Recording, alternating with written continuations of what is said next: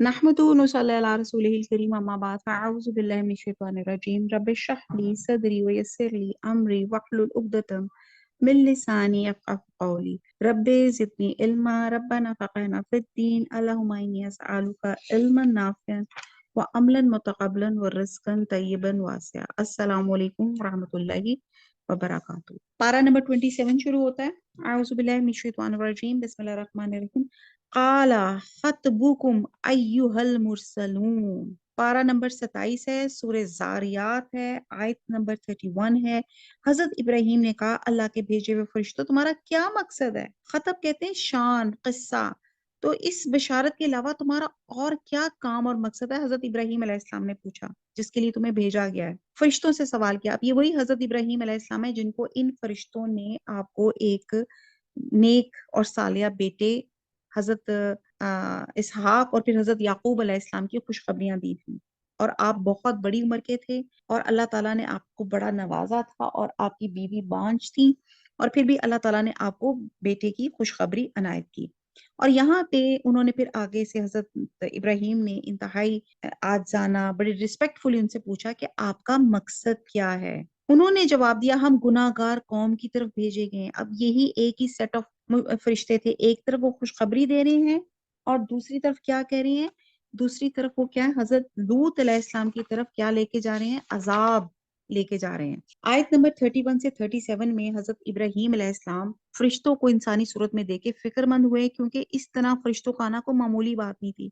हजरत इब्राहीम अलैहिस्सलाम ने उनसे पूछा, आपको क्या मुहिम दरपेश हुई है? तो उन्होंने कहा, हम मुजरिम कौम की तरफ भेजे गए हैं, यानी कि कौम लूत की तरफ भेजे गए हैं। उनके जुराइम इतने बढ़ गए हैं कि इन पर तेरे रब के निशान ज़दा हम पत्थर बरसाएंगे। और एक एक पत्थर पर निशान लगा दिया गया कि किस मुजरिम के सर पे मारना है। अब ये किस्सा बीच में छोड़ दिया गया कि हजरत इब्राहीम अलैहिस्सलाम के पास से फरिश्ते हजरत लूत अलैहिस्सलाम के पास कैसे पहुंचे और वहां क्या हालात पेश आए। बहरहाल ये तफसील जो हमने पिछली आयत में पढ़ी है। और हम देखते हैं कि सिर्फ हजरत लूत अलैहिस्सलाम का घराना था, सवाए उनकी बीवी के। उनकी पूरी कौम जो थी फिस्क और फजूर में डूबी हुई थी। अल्लाह ने इस एक घर के लोगों को बचा के निकाल लिया, और इसके बाद इसकी कौम पे इस तरह का अजाब आया कि इसकी कौम का कोई फर्ज ना बच सका, कोई फर्द ना बच सका। शदीद जल्जले से पूरा इलाका उल्टा दिया गया। जो लोग जल्जले से बच के भागे, इन पर पत्थरों की बारिश ने खत्म कर दिया, निशानी बना के छोड़ दी गया। और निशानी से मुराद ये है बहरा मुर्दार और इससे मुल्हका इलाका, जो आज भी एक अजीम तबाही का मंजर पेश किया जाता है। यानी कि माहरीन सारे कदीमा के मुताबिक पहले कौम लूत पे जल्जला आया, फिर इस पर पानी आया, फिर इलाका जो था उसको यानी कि पूरा आसमान तक उठाया जा, फिर उनको धुंसाया गया, और इन पे फिर पत्थरों की बारिश हुई। यानी कि हर तरह का इनके ऊपर अजाब आया, ताकि हम इन पे मिट्टी के कंकर बरसाएं जो तेरे रब की तरफ से निशान सा है उन हद से गुजर जाने वालों के लिए। बस जितने ईमानदार वहां थे, हमने इन्हें निकाल लिया।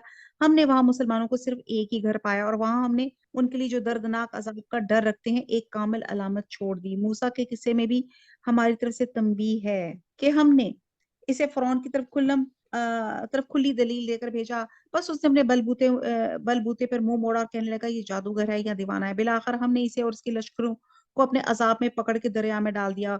वो था ही मलामत के काबिल। इसी तरह आदियों में भी हमारी तरफ से तंबीह है, जबकि हमने इन पर खैर बरकत से खाली आंधी भेजी।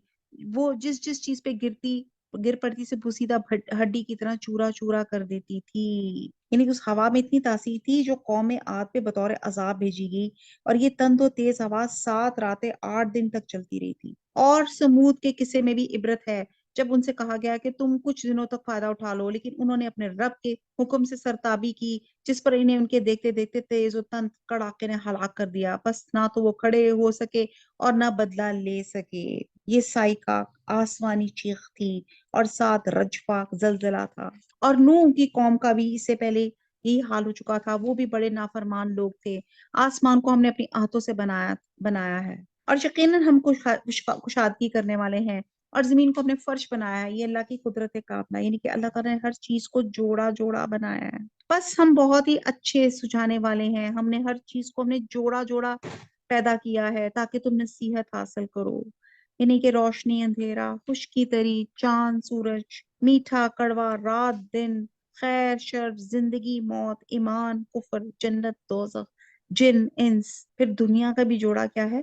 آخرت۔ بس تم اللہ کی طرف دوڑ بھاگ یعنی کہ رجوع کرو، ففرو اللہ، بہت پیارا لفظ ہے، دوڑ بھاگ۔ کہ ہماری دوڑ بھاگ کس چیز میں ہوتی ہے؟ سیل لگ گئی ہے، دوڑو ہمیں سیل کی چیزیں مل جائیں، یا فلانی چیز وہاں پہ دوڑو، کھانا مفت بٹ رہا ہے وہاں سے کھانا حاصل کرو۔ تو ہماری دوڑ بھاگ کدھر ہوتی ہے؟ اللہ تعالیٰ کہہ رہے ہیں ففروا الی اللہ، اللہ کی طرف دوڑو۔ یقیناً میں تمہیں اس کی طرف صاف صاف تنبیہ کرنے والا ہوں، اللہ کے ساتھ کسی اور کو معبود نہ ٹھہراؤ، بے شک میں تمہیں اس کی طرف کھلا ڈرانے والا ہوں۔ اور اسی طرح جو لوگ ان سے پہلے گزرے تھے، ان کے پاس جو بھی رسول آیا انہوں نے کہہ دیا یہ تو جادوگر ہے یا دیوانہ، یا یہ اس بات کی ایک دوسرے کو وصیت کرتے گئے ہیں، نہیں یہ سب کے سب سرکش ہیں۔ تو آپ ان سے منہ پھیلے، آپ پر کوئی ملامت نہیں، اور نصیحت کرتے رہے، یقیناً یہ نصیحت ایمانداروں کو نفع دے گی۔ میں نے جنات اور انسانوں کو محض اس لیے پیدا کیا وہ صرف میری عبادت کریں، نہ میں ان سے روزی چاہتا ہوں نہ میری یہ چاہت ہے کہ مجھے کھلائیں۔ اللہ تعالیٰ تو خود ہی سب کا روزی رسا، توانائی والا اور زور آور ہے۔ بس جن لوگوں نے ظلم کیا ہے انہیں بھی ان کے ساتھیوں کے حصے کے مثل حصہ ملے گا، لہٰذا وہ مجھ سے جلدی طلب نہ کریں، پس خرابی منکروں کو ان کے اس دن کی جس کا وعدہ دیے جاتے رہے، جی دیے جاتے ہیں۔ اعوذ باللہ من الشیطان الرجیم، بسم اللہ الرحمن الرحیم۔ سورہ طور ہے۔ طور کے معنی پہاڑ کے ہیں، اور طور سے مراد وہ پہاڑ ہے جس پہ اللہ تعالیٰ نے حضرت موسیٰ علیہ السلام کو نبوت سے سرفرازہ تھا۔ اور طور وہ جگہ ہے جہاں اللہ نے بنی اسرائیل جو ایک پسی ہوئی قوم تھا اس کو بچا لیا تھا، اور فرعون کی قوم کو ڈبونے کا پروگرام بنایا تھا۔ طاقتور قوم سمندر میں ڈوبی اور کمزور بچ گئے، اور اللہ سبحانہ تعالیٰ نبی صلی اللہ علیہ وسلم کو تسلی دے رہے ہیں کہ یہ قوم پہ عذاب آیا۔ بہرحال یہ ہم دیکھتے ہیں کہ اللہ تعالیٰ اس میں کیا فرما رہے ہیں کوہ طور، سورہ طور میں۔ سورہ طور، بسم اللہ الرحمن الرحیم، والطور وکتاب مسطور فی رق منشور والبیت المعمور۔ قسم ہے طور کی اور لکھی ہوئی کتاب کی جو جھلی کے کھلے کھلے ہوئے ورق میں ہے، اور آباد گھر کی اور اونچی چھت کی اور بھڑکائے ہوئے سمندر کی، بے شک آپ کے رب کا عذاب ہو کر رہنے والا ہے، اسے کوئی روکنے والا نہیں، جس دن آسمان تھر تھرانے لگیں گے اور پہاڑ چلنے پھرنے لگیں گے۔ اللہ سبحانہ تعالیٰ نے 5 چیزوں کی قسم دی، سٹریس دے کے کہا کیا؟ عذاب آنے والا ہے۔ آیت نمبر 2-3 میں کہا گیا کہ کتاب کی قسم جو لکھی ہوئی ہے، اور اس سے مراد اعمال نامے بھی ہیں، اور آباد گھر سے مراد یا تو زمین ہے یا موجودہ خانہ کعبہ یا بیت اللہ ہے، اور بیت المعمور، بیت المعمور جو 7ویں آسمان پہ عبادت خانہ ہے جس میں فرشتے عبادت کرتے ہیں۔ یہ عبادت خانہ فرشتوں سے اس طرح بھرا ہوا ہے کہ روزانہ اس میں 70,000 فرشتے عبادت کے لیے آتے ہیں، جن کو پھر دوبارہ قیامت تک باری نہیں آتی، جیسے کہ احادیث معراج میں بیان کیا گیا۔ اور اونچی چھت سے مراد آسمان ہے جو زمین پر ایک قبے کی طرح چھایا ہوا ہے، اور ابلتے ہوئے دریا سے موزن سمندر مراد لیے گئے ہیں۔ اور کہا جا رہا ہے یہ 5 چیزوں کی قسم کھا کے کہہ رہا ہے کہ تمہارے رب کا عذاب قائم ہونے والا ہے، اور عذاب سے مراد آخرت ہے۔ اور یہاں مخاطب چونکہ نہ ماننے والے اس لیے عذاب کا لفظ آیا، یعنی کہ جو آخرت پہ ایمان نہیں لائے گا اس کے لیے عذاب ہوگا۔ اور ان 5 چیزوں کی قسم کھا کے فرمایا کہ آخرت ضرور ہوگی، یعنی کہ یہ چیزیں اس بات کی شہادت دیتی ہیں کہ آخرت ہوگی، اور انسان سے دنیاوی اعمال کے بارے میں باز پرس ضرور ہوگی۔ اس دن جھٹلانے والوں کو پوری خرابی ہے، وہ اپنی بےہودہ گوئی اور اچھل کود کر رہے ہوں گے، جس دن وہ دھکے دے کر آتش جہنم کی طرف لائے جائیں گے، یہی وہ آتش دوزخ ہے جسے تم جھوٹ بتلاتے تھے۔ اب بتاؤ کیا یہ جادو ہے یا تم دیکھتے ہی نہیں؟ جاؤ دوزخ میں، اب تمہارا صبر کرنا نہ کرنا تمہارے لیے یکساں ہے، تمہیں فقط تمہارے کیے کا بدلہ دیا جائے گا، یقیناً پرہیزگار لوگ جنتوں میں اور نعمتوں میں ہیں، جو انہیں ان کے رب نے دے رکھی ہیں اس پہ خوش ہیں۔ اللہم انی اسالک جنت الفردوس، اور ان کے پروردگار نے انہیں جہنم کے عذاب سے بھی بچا لیا، اللہم اجرنا من النار، بچا لیا ہے۔ تم مزے سے کھاتے پیتے رہو ان اعمال کے بدلے جو تم کرتے تھے، اور برابر بچھے ہوئے شاندار تختے پہ تکیے لگائے ہوئے، اور ہم نے ان کی نکاح گوری گوری بڑی بڑی آنکھوں والی حوروں سے کر دیے ہیں۔ اب اللہ تعالیٰ پوری پکچر ڈسکرپشن دے رہے ہیں جہنم کی بھی اور جنت کی بھی۔ جو لوگ ایمان لائے ان کی اولاد نے بھی ایمان میں ان کی پیروی کی، ہم ان کی اولاد کو ان تک پہنچا دیں گے، اور ان کے عمل سے ہم کچھ کم نہ کریں گے، ہر شخص اپنے اپنے اعمال میں گرفتار ہے، ہم ان کے لیے میوے اور مرغوب گوشت کی ریل پیل کر دیں گے۔ آج کل گوشت کتنا مہنگا ہے، اللہ تعالیٰ کہہ رہے ہیں گوشت کی ریل پیل کر دیں گے۔ اب یہاں پہ بتایا جا رہا ہے کہ اہل ایمان پر دگنا احسان فرمایا جا رہا ہے، کیا؟ ایک تو باپ بیٹوں کو ملا دیا جائے گا، ان کی آنکھیں ٹھنڈی ہوں گی بشرطے کہ دونوں ایماندار ہوں، اور دوسرا یہ کہ کمتر درجے والوں کو اٹھا کے اونچے درجوں میں فائز کر دیا جائے گا۔ یہ ہم نے پہلے بھی ڈسکس کیا، حدیث میں آتا ہے کہ اولاد کی دعا اور استغفار سے آبا کے درجات میں بھی اضافہ ہوتا ہے۔ ایک شخص کی جب جنت میں درجے بلند ہوتے ہیں تو وہ اللہ سے اس کا سبب پوچھتا ہے۔ اللہ تعالیٰ فرماتا ہے تیری اولاد کی تیرے لیے دعائیں مغفرت کرنے کی وجہ سے۔ اور ایک اور حدیث کا مفہوم ہے کہ جب انسان مر جاتا ہے تو اس کے عمل کا سلسلہ منقطع ہو جاتا ہے، البتہ 3 چیزوں کا ثواب موت کے بعد بھی جاری رہتا ہے۔ ایک صدقہ جاریہ، دوسرا وہ علم جسے لوگ فیض یاب ہوئے، اور تیسری نیک اولاد جو اس کے لیے دعا کرتی۔ یہ بات ہم نے پہلے بھی پڑھی کہ اگر والدین نیک ہیں اور وہ اونچے درجے میں ہیں اور بچے بھی نیک ہیں لیکن وہ جنت کے نچلے درجے میں ہیں تو جنت میں انشاءاللہ تعالیٰ ان کی ملاقات ہوگی، اور اس میں کیا کیا جائے گا، جو نیچے والے درجے کے لوگ ہوں گے وہ اوپر چلے جائیں گے، مطلب اللہ تعالیٰ مزید ڈبل ڈبل ثواب ان کو ملے گا، ڈبل ڈبل مہمان نوازی ان کی ہوگی۔ ہر شخص اپنے اعمال میں گرفتار ہوگا، ہر شخص اپنے اپنے اعمال میں گرفتار ہے۔ ہم ان کے لیے میوے اور مرغوب گوشت کی ریل پیل کر دیں گے، خوش طبی کے ساتھ ایک دوسرے سے جام شراب کی چھینا جھپٹی کریں گے، جس شراب کے کس سرور میں نہ تو بےہودہ گوئی ہوگی نہ گناہ، اور نہ ان کے ارد گرد ان کے نو عمر غلام چل پھر رہے ہوں گے گویا وہ موتی تھے جو ڈھکے رکھے تھے۔ انہیں کے اللہ تعالیٰ بتا رہے ہیں کہ جنتیوں کی خدمت کے لیے اللہ تعالیٰ ہیلپرز بھی بھیجیں گے۔ آج کل میرا اور آپ کا سب سے بڑا دنیا کا غم کیا ہے؟ کام والی۔ اچھا کام والی ہے تو کام والی نیک ہو، اچھی طرح کام کرتی رہو، صحیح طرح گھر صفائی کر جائے، جو کام دیے کپڑے اچھے کر جائے، یعنی کہ ہمیں ہمارے گھر اتنے بڑے بڑے تو بنا لیے لیکن یہ ہیلپرز کے بغیر چلتے ہی نہیں، اور ہمارا مسئلہ یہ ہوتا ہے ہیلپر اچھا مل جائے۔ تو وہاں اللہ تعالیٰ کہہ رہے ہیں کہ وہاں جنت میں جنتی کو خدمتوں کے لیے نومر خادم دیے جائیں گے جو ان کی خدمت کے لیے پھر رہے ہوں گے، اور وہ حسن و جمال اور رونائی میں ایسے ہوں گے جیسے موتی جسے ڈھک کر رکھا ہو تاکہ ہاتھ لگانے سے ان کی چمک دمک ماند نہ پڑے، اور آپس میں ایک دوسرے کی طرف توجہ ہو کے سوال کریں گے اور کہیں گے اس سے پہلے ہم اپنے گھر والوں کے درمیان بہت ڈرا کرتے تھے، بس اللہ تعالیٰ نے ہم پہ بڑا احسان کیا، ہمیں تیز و تن گرم ہواؤں کے عذاب سے بچا لیا۔ سبحان اللہ۔ سموم جہنم کے ناموں میں سے ایک ہے، ہم اس سے پہلے ہی اس کی عبادت کیا کرتے تھے، بے شک وہ محسن و مہربان ہے۔ تو آپ سمجھاتے رہیں کیونکہ آپ اپنے رب کے فضل سے نہ تو کاہن ہے نہ دیوانہ۔ کیا کافر کہتے ہیں کہ یہ شاعر ہے، ہم اس پہ زمانے کے حوادث یعنی کہ موت کا اظہار کر رہے ہیں؟ کہہ دیجئے تم منتظر ہو، میں بھی تمہارے ساتھ منتظر کرنے والوں میں سے ہوں۔ کیا ان کی عقلیں انہیں یہی سکھاتی ہیں؟ یہی لوگ سرکش ہیں؟ کیا یہ کہتے ہیں کہ اس نبی نے قرآن خود کر لیا؟ واقعہ یہ ہے کہ وہ ایمان نہیں لاتے۔ اچھا اگر یہ سچے ہیں تو بھلا اس جیسی ایک ہی بات یہ بھی لے آئیں۔ کیا یہ بغیر کسی پیدا کرنے والے کے خود بخود پیدا ہو گئے، یا یہ خود پیدا کرنے والے ہیں؟ کیا انہوں نے یہ آسمان و زمین کو پیدا کیا بلکہ یقین نہ کرنے والے لوگ ہیں؟ یہ یا کیا ان کے پاس تیرے رب کے خزانے ہیں، یا ان خزانوں کے دروغہ ہیں، یا ان کے پاس کوئی سیڑھی ہے جس پہ چڑھ کر آئے ہیں؟ اگر ایسا ہے تو ان کا سننے والا کوئی روشن دلیل پیش کرے کہ اللہ کی تو سب لڑکیاں ہیں اور تمہارے ہاں لڑکے ہیں، کیا تو ان سے کوئی اجرت طلب کرتا ہے، یا اس کے تاوان سے بوجھل ہو رہے ہیں کہ ان کے پاس علم غیب ہے جسے یہ لکھ لیتے ہیں؟ کیا یہ لوگ کوئی فریب کرنا چاہتے ہیں؟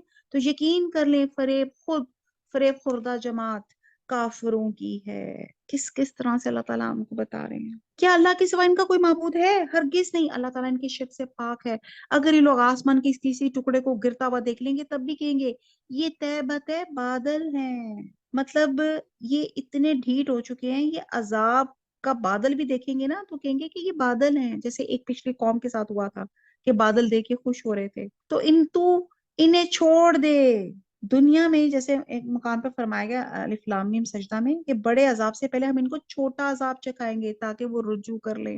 اللہ ہم سب رجوع کرتے ہیں، اللہ ہمیں کوئی عذاب نہ دے۔ اللہ تعالیٰ اس وقت بہت عذاب ہے، بیماریوں کے عذاب ہیں، کینسر ایسے پھیلا ہوا ہے کہ مجھے جن لوگوں نے کہا ہے صحت کے لیے، اللہ تعالیٰ سب کو صحت تندرستیاں عطا فرما دے، آمین۔ تو آپ یہ دیکھیں کہ اللہ تعالیٰ فرما رہے ہیں کہ اللہ ہم رجوع کرتے ہیں، اللہ ہم رجوع کرتے ہیں، اللہ ہمیں معاف فرما دیجیے، استغفار استغفار استغفار، یہاں تک کہ انہیں اس دن سے سابقہ پڑے گا جس دن یہ بے ہوش کر دیے جائیں گے، جس دن ان کا مگر کچھ کام نہ آئے گا، نہ وہ مدد کیے جائیں گے۔ بے شک ظالموں کے لیے اس کے علاوہ اور عذاب بھی ہیں لیکن ان لوگوں میں سے اکثر بے علم ہے۔ تو اپنے رب کے حکم میں انتظار میں صبر سے کام لے، بے شک تو ہماری آنکھوں کے سامنے ہے۔ صبح کو جب تو اٹھے اپنے رب کی پاکی اور حمد بیان کر، اور رات کو بھی اس کی تسبیح پڑھ، اور ستاروں کے ڈوبتے وقت بھی۔ اب کہا جا رہا ہے کہ ہر وقت اللہ کی تسبیح پڑھے گی، اور کہتے ہیں کہ آیت نمبر جیسے 48 ہے، سبح بحمد ربی کا حین تقوم، کہتے ہیں کہ جب تم کسی مجلس سے اٹھو تو اللہ کی تسبیح کرو۔ حضرت ابو ہریرہ سے روایت ہے کہ حضور صلی اللہ علیہ وسلم نے فرمایا کہ جو شخص کسی مجلس میں بیٹھا ہو اور اس میں خوب کیل و کال ہوئی اور وہ اگر اٹھنے سے پہلے یہ الفاظ کہہ لے تو اللہ ان باتوں کو معاف کر دے گا جو اس میں ہوئی ہیں، یعنی کہ جب آپ کسی مجلس سے اٹھے تو کہیں سبحانک اللہم و بحمدک واشہد ان لا الہ الا انت نستغفرک ونتوب الیک، اے اللہ میں تیری تسبیح کرتا ہوں تیری حمد کے ساتھ، اور میں گواہی دیتا ہوں کہ تیرے سوا کوئی معبود نہیں، اور میں تجھ سے معافی چاہتا ہوں اور تیرے حضور توبہ کرتا ہوں، آمین۔ پھر دوسرا یہ ہے کہ جب سو کے اپنے بسترے سے اٹھیں تو رب کی حمد و تسبیح کریں۔ حضور صلی اللہ علیہ وسلم خود بھی یہ کہتے تھے اور اس کی تعلیم بھی فرماتے تھے، لا الہ الا اللہ وحدہ لا شریک لہ، لہ الملک و لہ الحمد وہو علی کل شیء قدیر، سبحان اللہ والحمد للہ ولا الہ الا اللہ واللہ اکبر ولا حول ولا قوۃ الا باللہ۔ پھر کہا جاتا ہے کہ جب تم نماز کے لیے کھڑے ہو تو اپنے رب کی حمد و تسبیح کرو، سبحانک اللہم و بحمدک وتبارک اسمک وتعالی جدک ولا الہ غیرک۔ اور پھر چوتھا کہ جب تم اللہ کی طرف دعوت دینے کے لیے اٹھو تو تب بھی اللہ کی حمد و تسبیح کرو۔ حضور صلی اللہ علیہ وسلم کا یہ معمول تھا، آپ خطبوں کا آغاز ہمیشہ حمد و ثنا سے کہتے تھے، نحمد و نصلی علی، یہ جو ہم دعا کرتے ہیں اللہ تعالیٰ تیری تسبیح کرتے ہیں، اللہ تعالیٰ ہمارے لیے آسانیاں فرما دے، آمین۔ سورہ نجم آتی ہے، سورہ نجم ہے، اس کے شان نزول کے بارے میں آتا ہے بخاری و مسلم میں، حضرت عبداللہ بن مسعود سے روایت ہے کہ پہلی سورت ہے جس میں آیت سجدہ نازل ہوئی وہ سورہ نجم ہے، اور ابن مسعود کی روایت سے معلوم ہوتا ہے یہ پہلی سورت ہے کہ جب حضور صلی اللہ علیہ وسلم نے حرم پاک میں قریش کے ایک مجمع میں سنائی تو مجمع میں کافر مومن سب موجود تھے، اور سب نے آخر میں جب آپ نے آیت سجدہ پڑھ کے سجدہ فرمایا تو تمام حاضرین آپ کے ساتھ سجدے میں گر گئے، اور مشرقین کے دو بڑے سردار جو مخالفت میں پیش تھے وہ بھی سجدہ کیے بغیر نہیں رہ سکے، اور انشاءاللہ سجدہ آئے گا ہم بھی سجدہ کریں گے۔ اور ابن سعد کا بیان ہے کہ اس واقعے سے پہلے 590 میں صحابہ کرام کی مختصر جماعت حبشہ کی طرف ہجرت کر چکی تھی۔ پھر جب اس سال یہ واقعہ پیش آیا تو حبشہ کے مہاجرین جو تھے چلیں بہرحال ساتھ ساتھ چڑھتے ہیں تو پڑھتے ہیں تو پتہ چلتا جاتا ہے کہ ایکچولی حضور صلی اللہ علیہ وسلم کی نبوت کے منصب پہ فائز ہونے کے 5 سال تک نجی اور مخصوص محفلوں میں اللہ کا کلام سنا کے جب لوگوں کو اللہ کی دعوت دی جاتی تھی تو اس پوری مدت میں کسی مجمع عام میں کلام سنانے کا موقع نہ مل سکا تھا، کیونکہ کفار شدید مزاحمت کر رہے تھے، اور ہوتا یہ تھا کہ قرآن میں اتنا معجزہ ہے، اتنی تاثیر ہے، اور آپ کی زبان سے جو قرآن سنتا تھا وہ متاثر ہوئے بغیر نہیں رہ سکتا تھا۔ تو لوگ جو تھے وہ کہتے تھے جب قرآن پڑھا جائے تو کیا کرو، انہوں نے یہ چال چلی خوب شور مچاؤ تاکہ آپ کی آواز اس شور میں دب جائے۔ تو آپ دیکھیں آج بھی ہم یہی کرتے ہیں، اور جب آپ نے ان حالات میں جب آپ نے حرم میں قریش کے ایک بڑے مجمع میں آپ نے جب قرآن پڑھا، سورہ نجم پڑھنا شروع کی، اور جب آپ نے سجدہ کیا تو سب بھی سجدے میں گر گئے، اور پھر وہ خود ہی پریشان ہو گئے، اور لوگوں نے تانے دینے شروع کر دیے کہ ہمیں تو محمد صلی اللہ علیہ وسلم کا کلام سننے سے منع کرتے ہو اور خود کان لگا کے سنتے ہو اور سجدے بھی کرتے ہو۔ پھر کفار نے یہ بات بنا کے اپنا پیچھے چھڑایا کہ ہم نے سمجھا کہ محمد صلی اللہ علیہ وسلم نعوذ باللہ ہماری دیویوں کو بلند مرتبہ تسلیم کر لیا، اور یہ انہوں نے ایک سری جھوٹ بولا تھا۔ حقیقت یہ تھی کہ اللہ کے کلام سے اور حضور کی مقدس ہستی سے وہ امپریس ہو گئے تھے۔ چلیں جی سورہ نجم پڑھتے ہیں، اعوذ باللہ من الشیطان الرجیم، بسم اللہ الرحمن الرحیم، والنجم اذا ہوا، قسم ہے ستارے کی جب وہ گرے، کہ تمہارے ساتھی نہ راہ گم کی نہ وہ ٹیڑھی راہ پر ہیں۔ یہ بتایا گیا کہ نبوت سے پہلے 40 سال تک حضور صلی اللہ علیہ وسلم ان کے سامنے تھے، اور آپ ہی لوگوں نے، مشرقین ہی لوگوں نے آپ کو صادق اور امین کے ٹائٹلز دیے تھے۔ آیت نمبر 3، اور نہ اپنی خواہش سے کوئی بات کہتے ہیں، وہ تو صرف وہی ہے جو اتاری جاتی ہے، اسے پوری طاقت والے فرشتے نے سکھایا ہے جو زور آور ہے۔ پھر وہ سیدھا کھڑا ہو گیا اور وہ بلند آسمان کے کناروں پہ تھا، پھر نزدیک ہوا اور اتر آیا، پھر بس وہ 2 کمانوں کے بقدر فاصلے رہ گیا، بلکہ اس سے بھی کم۔ بس اس نے اللہ کے بندے کو وہی پہنچائی جو بھی پہنچائی، دل نے جھوٹ نہیں کہا جسے پیغمبر نے دیکھا۔ کیا تم جھگڑا کرتے ہو اس پر جو پیغمبر دیکھتے ہیں؟ تو ایک مرتبہ اور بھی دیکھا، سدرۃ المنتہا کے پاس، اس کے پاس جنت الماوا ہے، جبکہ سدرہ کو چھپا لیتی تھی وہ چیز جو چھپا رہی تھی، نہ تو نگاہ بہکی تھی نہ حد سے بڑی تھی۔ اب یہاں کہا جاتا ہے کہ حضور صلی اللہ علیہ وسلم نے جو حضرت جبرائیل کو کہتے ہیں کہ 2 دفعہ دیکھا تھا، اور کہتے ہیں کہ حضرت جبرائیل علیہ السلام حضور صلی اللہ علیہ وسلم کے پاس ہمیشہ انسانی صورت میں آتے تھے، اور آپ نے پہلی مرتبہ حضرت جبرائیل کو اصل صورت میں دیکھا تھا جس میں اللہ تعالیٰ نے ان کو پیدا کیا تھا، اور آپ نے روشن دن میں صاف طور پہ دیکھا تھا حضرت جبرائیل علیہ السلام آسمان کے مشرقی کنارے سے نمودار ہوئے اور آپ کی طرف آگے بڑھنا شروع کیے، یہاں تک کہ بڑھتے بڑھتے وہ آپ کے اوپر آ کے فضا میں معلق ہو گئے، پھر وہ آپ کی طرف جھکے اور اس قدر قریب ہو گئے کہ آپ کے اور ان کے درمیان میں صرف 2 کمان کے برابر یا اس سے بھی کم فاصلہ رہ گیا تھا۔ پھر حضرت جبرائیل علیہ السلام نے حضور صلی اللہ علیہ وسلم کو اللہ کا پیغام پہنچایا، اور دوسری مرتبہ آپ کی ملاقات اصل صورت میں سدرۃ المنتہا کے پاس ہوئی۔ فرمایا گیا کہ سدرۃ المنتہا کے پاس جنت المأویٰ واقع ہے، اور یہ ملاقات معراج کی رات 7ویں آسمان پہ ہوئی، اور سدرۃ المنتہا کے معنی بیری کا درخت ہے جو آخری سرے پہ واقع ہے، اور جنت المأویٰ کے معنی وہ جنت جو قیام کا ہے، اور ابن عباس کہتے ہیں وہ جنت ہے جس میں شہیدوں کی ارواح رکھی جاتی ہیں، اور وہ جنت جو آخرت میں مومنین کو دی جائے گی وہ آسمانوں پر نہیں ہے، وہ اسی زمین پر ہوگی۔ چکن نے اس سے اپنے رب کی بڑی بڑی نشانیوں میں سے بعض نشانیاں دیکھ لیں۔ کیا تم نے لات اور عزا کو دیکھا اور منات تیسرے پچھلے کو؟ کیا تمہارے لیے لڑکے اور اللہ کے لیے لڑکیاں ہیں؟ اب یہ لات عزا جو تھے انہوں نے اللہ کے صفاتی ناموں کے نام کے انہوں نے بت بنائے ہوئے تھے۔ لات جو تھا کہتے ہیں کہ یہ ایک نیک آدمی تھا جو ہاتھیوں کو ستو کھول کے پلایا کرتا تھا۔ جب وہ مر گیا تو لوگوں نے اس کی قبر کو عبادت گاہ بنا لیا تھا، اس کے مجسمے اور بت بنا دیے گئے تھے۔ یہ طائف میں بنو ثقیف کا سب سے بڑا بت تھا لات۔ اور عزا کہتے ہیں یہ بھی اللہ کے صفاتی نام پہ تھا، اور یہ ایک درخت تھا جس کی عبادت کی جاتی تھی، اور کہتے ہیں کہ شیطانی بھوتنی تھی جو بعد درختوں میں داخل ہو جاتی تھی، اور یہ ان کا کچھ ماننا تھا۔ اور منات جو تھے کہتے تھے کہ لوگ کثرت سے اس کے پاس جانور ذبح کرتے تھے اور اس کا خون بہاتے تھے۔ یہ مکہ اور مدینہ کے درمیان میں ایک بت تھا، اور زمانہ جاہلیت میں اوس اور خزرج یہیں سے احرام باندھتے تھے اور اس بت کا طواف کرتے تھے۔ بہرحال فتح مکہ کے موقع پہ ان بتوں کو اور دیگر تمام بتوں کو اللہ کے رسول نے خاتمہ کیا تھا۔ ان پہ جو قبر اور عمارتیں بنائی تھی وہ مسمار کرا دی گئی تھی، ان درختوں کو کٹوا دیا گیا تھا جن کی تعظیم کی جاتی تھی۔ اور ہم نے دیکھا کہ معراج پہ حضور صلی اللہ علیہ وسلم کو 3 چیزوں کے گفٹ ملے تھے۔ ایک نماز، 5 وقت کی نماز، دوسرا سورہ بقرہ کی آخری آیات، اور تیسرا اس مسلمان کی مغفرت کا وعدہ جو شرک کی آلودگیوں سے پاک ہو۔ کیا آیت نمبر 22، یہ تو اب بڑی بے انصافی کی تقسیم ہے۔ دراصل یہ صرف نام ہے جو تم نے اور تمہارے باپ دادوں نے ان کے رکھ لیے ہیں، اللہ نے ان کی کوئی دلیل نہیں اتاری۔ یہ لوگ تو صرف اٹکل کے اور اپنی نفسانی خواہشوں کے پیچھے پڑے ہوئے ہیں، اور یقیناً ان کے رب کے طرف ان کے پاس ہدایت آ چکی ہے۔ کیا ہر شخص جو آرزو کرے اسے میسر ہے؟ اللہ ہی کے ہاتھ میں ہے یہ جہان اور وہ جہان۔ بہت سے فرشتے آسمانوں میں ہیں جن کی سفارش کچھ بھی نفع نہیں دے سکتی، مگر یہ اور بات ہے اللہ تعالیٰ اپنی خوشی اور اپنی چاہت سے جس کے لیے چاہے اجازت دے دے۔ بے شک جو لوگ آخرت پہ ایمان نہیں رکھتے وہ فرشتوں کا زمانہ انعام مقرر کرتے ہیں، حالانکہ انہیں اس کا کوئی علم نہیں، وہ صرف اپنی گمان کے پیچھے پڑے ہیں، اور بے شک وہم و گمان حق کے مقابلے میں کچھ کام نہیں دیتا۔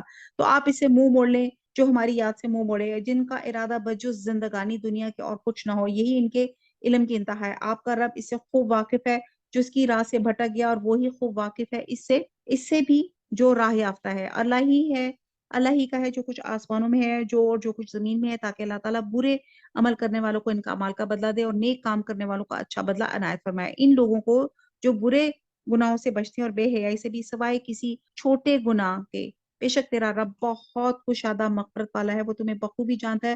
جبکہ اس نے تمہیں زمین سے پیدا کیا اور جبکہ تم اپنی ماؤں کے پیٹ میں بچے تھے، پس تم اپنی پاکیزگی آپ بیان نہ کرو، وہی پرہیزگار کو خوب جانتا ہے۔ حدیث میں جس فعل کو قرآن اور حدیث میں حرام قرار دیا اور اللہ اور رسول اس کے لیے دنیا میں سزا مقرر کی یا آخرت میں اس کی سزا کے وعید فرمائی، اس کے کرنے پہ لعنت یا نزول عذاب کی خبر دی، وہ فعل گناہ کبیرہ ہے، یاد رکھیے گا، اس کو گناہ کبیرہ کہتے ہیں۔ اور اس کے علاوہ جو افعال شریعت کی نگاہ میں ناپسندیدہ ہیں، ان پہ کوئی سزا مقرر نہیں، وہ صغیرہ گناہ ہے۔ اور یہ بات یہ ذہن نشین رکھیں کہ اللہ کی نافرمانی کا کام جو ارادتاً کیا جائے وہ گناہ کبیرہ ہے، اور جو بغیر ارادے کے آنن فانن ہو جائے وہ گناہ صغیرہ ہے۔ اب فواہش کیا ہے؟ ہر وہ برائی جو اپنی ذات میں کبیح ہے، فحش ہے، مطلب زنا، ولگیرٹی، شراب نوشی، گالیاں، بد کلامی، برائیوں کو پھیلانا، جھوٹا پروپوگنڈا کہنا، تہمت لگانا، یہ تمام افسانے، اریاں تصاویر، مرد اور عورتوں کی مخلوط مجالس، اسٹیج پہ عورتوں کا تھرکنا، ناچنا، یہ تمام چیزیں ہیں۔ اور ہم دیکھتے ہیں کہ آیت نمبر، اور آپ یہ دیکھیں کسی بڑے گناہ کے مبادیات کا ارتکاب یعنی بڑے گناہ سے اجتناب کرنا، یہ کسی گناہ کا ایک یا دو مرتبہ پھر ہمیشہ کے لیے اسے چھوڑ دینا، یا کسی گناہ کا محض دل میں خیال کرنا لیکن عملاً اس کے قریب نہ جانا، یہ سارے صغیرہ گناہ ہوں گے جو اللہ کے تعالیٰ کبائر سے اجتناب کی برکت میں معاف فرما دیں گے۔ ان لوگوں کو جو بڑے گناہوں سے بچتے ہیں اور بے حیائی سے بھی، اور سوائے کسی چھوٹے گناہ کے، بے شک تیرا رب بہت کشادہ مغفرت والا ہے اور وہی پرہیزگاروں کو خوب جانتا ہے۔ آیت نمبر 33، کیا آپ نے نہیں دیکھا جس نے منہ موڑ لیا اور بہت کم دیا اور ہاتھ روک لیا؟ کیا اسے علم غیب ہے؟ وہ سب کچھ دیکھ رہا ہے۔ کیا اسے اس چیز کی خبر نہیں دی گئی جو موسیٰ کے اور وفادار ابراہیم کے صحیفوں میں تھا؟ آیت نمبر 36 جو 7 ہے، ان تعلیمات کا خلاصہ بیان کیا جا رہا ہے جو حضرت موسیٰ علیہ السلام اور حضرت ابراہیم علیہ السلام کے صحیفوں میں نازل ہوئی۔ حضرت موسیٰ علیہ السلام کے صحیفوں سے مراد تورات ہے، اور حضرت ابراہیم کے صحیفے آج کہیں دنیا میں موجود ہی نہیں ہیں۔ تو اس آیت میں 3 اصول نکلتے ہیں۔ آیت نمبر 38 ہم پڑھتے ہیں، کوئی شخص کسی دوسرے کا بوجھ نہ اٹھائے گا، اور یہ کہ ہر انسان کے لیے صرف وہی ہے جس کی کوشش خود اس نے کی، اور یہ کہ بے شک اس کی کوشش عنقریب دیکھی جائے گی۔ اس آیت سے یہ نکلتے ہیں، ایک یہ کہ ہر شخص اپنے کیے ہوئے کا خود ذمہ دار ہے، دوسرا یہ کہ ایک شخص کے فعل کی ذمہ داری دوسرے پہ نہیں ڈالی جائے گی، اور تیسرا یہ کہ کوئی شخص اگر چاہے بھی تو دوسرے کے فعل کی ذمہ داری اپنے اوپر نہیں لے سکتا۔ اصل مجرم کو اس بنا پہ نہیں چھوڑا جا سکتا کہ کوئی دوسرا شخص اپنے آپ کو اس کی جگہ سزا بھگتنے کے لیے پیش کر دیا جائے۔ آیت نمبر 33 سے 35 میں جو ہے، یہ ولید بن مغیرہ قریش کے بڑے سرداروں میں سے ایک سردار تھا۔ ابن جریر کی روایت ہے کہ شخص پہلے دین اسلام قبول کرنے کی طرف آمادہ ہوا، مگر جب اس کے ایک مشرک دوست کو معلوم ہوا کہ مسلمان ہونے کا ارادہ کر رہا ہے تو اس نے کہا، تم اپنے عقائد نہیں چھوڑے، اگر تمہیں آخرت کے عذاب کا خطرہ ہے تو مجھے اتنی رقم دے دو، میں ذمہ لے لیتا ہوں، تمہارے بدلے وہاں کا عذاب میں بھگت لوں گا۔ ولید نے یہ بات مان لی کہ اللہ کا دین قبول کرتے کرتے اسے پھر گیا، مگر جو رقم اس نے اپنے مشرک دوست کو دینی طے کی تھی وہ بھی بس تھوڑی سی دی اور باقی روک لی۔ اور اس واقعے کی طرف اشارہ کر کے کفار کو بتایا جا رہا ہے کہ آخرت کی بے فکری، دین کی حقیقت سے بے فکری نے ان کو کیسی حماقتوں میں مبتلا کر رکھا ہے۔ تو ہر بندہ اپنے اعمال کا بوجھ خود اٹھائے گا۔ آیت نمبر 41، پھر اسے پورا بتا دیا جائے گا، اور یہ کہ آپ کے رب ہی کی طرف پہنچانا ہے، اور یہ کہ وہی ہنساتا ہے، وہی رلاتا ہے، اور یہی کہ وہی مارتا ہے اور جلاتا ہے، اور یہ کہ اس نے جوڑا یعنی کہ نر و مادہ پیدا کیے نطفے سے جبکہ وہ ٹپکایا جاتا ہے، اور یہ کہ اسی کے ذمہ دوبارہ پیدا کرنا ہے، اور یہ کہ وہی مالدار بناتا ہے اور سرمایہ دیتا ہے، اور یہی کہ وہی شعرا ستارے کا رب ہے، اور یہ کہ اس نے آدھے اول کو ہلاک کیا اور سمود کو بھی، جن میں سے ایک کو بھی باقی نہ رکھا، اور اس سے پہلے قوم نوح کو یقیناً وہ بڑا ظالم اور سرکش تھے، اور متفقہ شہر یا الٹی ہوئی بستیوں کو اسی نے الٹ دیا، پھر اس پر چھا گیا جو چھایا۔ پس اے انسان تو اپنے رب کی کس کس نعمت میں جھگڑے گا، شک کرے گا؟ یہ نبی ڈرانے والے ہیں پہلے ڈرانے والوں میں، قیامت نزدیک آ گئی، اللہ کے سوا اس کا وقت معین کھول دکھانے والا اور کوئی نہیں، بس کیا تم اس بات سے تعجب کرتے ہو اور ہنس رہے ہو؟ روتے نہیں بلکہ تم کھیل رہے ہو۔ اب اللہ کے سامنے سجدے کرو اور اسی کی عبادت کرو۔ سجدہ کر لیں، اللہ اکبر۔ تو یہ اب آپ یہ دیکھیں کہ کہتے ہیں کہ نبی صلی اللہ علیہ وسلم نے اور صحابہ نے بھی سجدہ کیا، حتیٰ کہ اس وقت مجلس موجود کفار نے بھی سجدہ کیا۔ سورہ قمر آ جاتی ہے، اعوذ باللہ من الشیطان الرجیم، بسم اللہ الرحمن الرحیم، اقتربت الساعۃ وانشق القمر، قیامت قریب آ گئی اور چاند پھٹ گیا۔ اور آپ یہ دیکھیں کہ سورہ قمر یہ وہ معجزہ ہے جو اہل مکہ کے مطالبے پہ دکھایا گیا کہ چاند کے 2 ٹکڑے ہو گئے، حتیٰ کہ لوگوں نے ہرا کو اس کے درمیان میں دیکھا، یعنی کہ اس کا ایک ٹکڑا پہاڑ کے ایک طرف تھا اور ایک ٹکڑا اس طرف تھا، اور وہ لوگ کہتے تھے نا کہ ذرا آپ ہمیں چاند 2 ٹکڑے کر کے دکھائیں، تو یہاں پہ، اور یہ واقعہ ہجرت سے 5 سال پہلے مکہ معظمہ منی کے مقام پہ پیش آیا، اور اس صورت میں کفار مکہ کی ہٹ درمی اور ضد پر ملامت کی گئی جو انہوں نے حضور صلی اللہ علیہ وسلم کی دعوت کے مقابلے میں شروع کی ہوئی تھی کہ چاند کو ٹکڑے کر کے دکھائیں، یا کہ چاند کے 2 ٹکڑے کر کے دکھایا گیا تھا کہ قیامت برپا ہو سکتی ہے، یعنی کہ جس کی خبر حضور صلی اللہ علیہ وسلم دے رہے ہیں وہ قریب آ گئی ہے، اور شکل قمر کا لوگوں نے واقعہ دیکھا لیکن پھر بھی انہوں نے یقین نہیں لے کے، انہوں نے کہا ہمارے اوپر نظر بندی کی گئی، انہوں نے کہا یہ ہمارے پر جادو ہو گیا۔ قیامت قریب آ گئی اور چاند پھٹ گیا، اور یہ اگر کوئی موجزہ دیکھتے تو منہ پھیر لیتے اور یہ کہہ دیتے یہ پہلے ہی سے چلا आता हुआ जादू है। उन्होंने झुटलाया और अपनी ख्वाहिशों की पैरवी की। हर काम ठहरे हुए वक्त पे मुकर्रर है। यकीनन इनके पास वो खबरें आ चुकी हैं जिनमें डांट डपट की नसीहत है और कामल अकल की बात है, लेकिन इन डरावनी बातों ने भी कुछ फायदा ना दिया। बस ए नबी, तुम इनसे एराज करो। जिस दिन एक पुकारने वाला नागवार चीज की तरफ पुकारे, ये झुकी आंखों कब्रों से इस तरह निकल खड़े होंगे गोया वो फैला हुआ टिड्डी दिल पुकारने वाले की तरफ दौड़ते दौड़ते होंगे। और काफिर कहेंगे ये दिन तो बहुत सख्त है। इनसे पहले कौम नूह ने भी हमारे बंदे को छुटलाया और दीवाना बतला के झड़क दिया था। बस उसने अपने रब से दुआ की कि मैं बेबस हूं, तू मेरी मदद कर। बस हमने आसमान के दरवाजे को जोर की नी से खोल दिया। कहते हैं 40 दिन तक मुसलसल पानी बरसता रहा और जमीन से चश्मों को जारी कर दिया। बस इसका काम जो मुकद्दर किया गया था, पानी खूब जमा हो गया और हमने इसे तख्तों और कीलों वाली कश्ती पे सवार कर लिया जो हमारी आंखों के सामने चल रही थी। ये हज़रत नूह अलैहिस्सलाम का वाक़या है। बदला इसकी उसी की तरफ से जिसका कुफर किया गया, और बेशक हमने इस वाक़े को निशान बना के बाकी रखा। बस कोई है नसीहत हासिल करने वाला? बताओ मेरा अजाब और मेरे डराने वाली बातें कैसी हैं? और बेशक हमने कुरान को समझने के लिए आसान कर दिया। वलक़द यस्सरनल कुरान लिज़्ज़िक्रि फ़हल मिन मुद्दक्किर। बस क्या कोई नसीहत हासिल करने वाला नहीं है? ऐ अल्लाह, हम सब नसीहत हासिल करने वाले हैं। अल्लाह ताला हम सब पे शरह सब्र कर। कौम आद ने भी जुटलाया, बस कैसा हुआ मेरा अजाब, मेरे डराने वाली बातें। हमने इन पे तेज और मुसलसल चलने वाली हवा एक पे हम मनहूस दिन में भेज दी। कहते हैं ये बुध की शाम थी और मुसलसल 7 रातें 8 दिन तक ये हवा चलती रही। और ये हवा घरों और किलों में बंद इंसानों को वहां से उठाती और उनको जोर से जमीन पे पटकती और सर इनके धड़ से अलग हो जाते, और ये दिन इनके लिए अजाब के एतबार से मनहूस साबित हुआ। बहरहाल कहने की बात है, अल्लाह ताला ने तमाम वाकयात दोबारा से कौमों के वाकयात बता बता के अल्लाह ताला हमसे एक सवाल प्यार से कर रहे हैं। क्या सवाल कर रहे हैं कि जो लोगों को उठा उठा के पटकती थी, गोया कि वो जड़ से कटे हुए खजूर के तने हो। बस कैसी रही मेरी सजा और मेरा डरना? अल्लाह सवाल करें, यकीनन हमने कुरान को नसीहत के लिए आसान कर दिया। बस क्या है कोई नसीहत पकड़ने वाला? कौम सबूत ने डराने वालों को जुटाया और कहने लगे, हम ही में से एक शख्स की हम फर्मा बदारी करने लगे, तब तुम यकीनन गलती और दीवानगी में पड़े हुए होंगे। क्या हमारे सबके दरमियान सिर्फ इसी पे भई उतारी की? नहीं, बल्कि वो झूठा और शेखुफोरा है। अब सब जान लेंगे कि कल के कौन झूठा और शेखुफोरा था। ये खुद पैगंबर पे इल्जाम तराशी करते थे। और कल से मुराद क़यामत का दिन है, या दुनिया में इनके लिए अजाब का मुकर्ररा दिन है। बेशक हम इनकी आजमाइश के लिए ऊंटनी भेजेंगे, बस ऐ सालिया तो इनका मुंतजर है और सब्र कर। हाँ, इन्हें खबर कर दे कि पानी इनमें तकसीम शुदा है।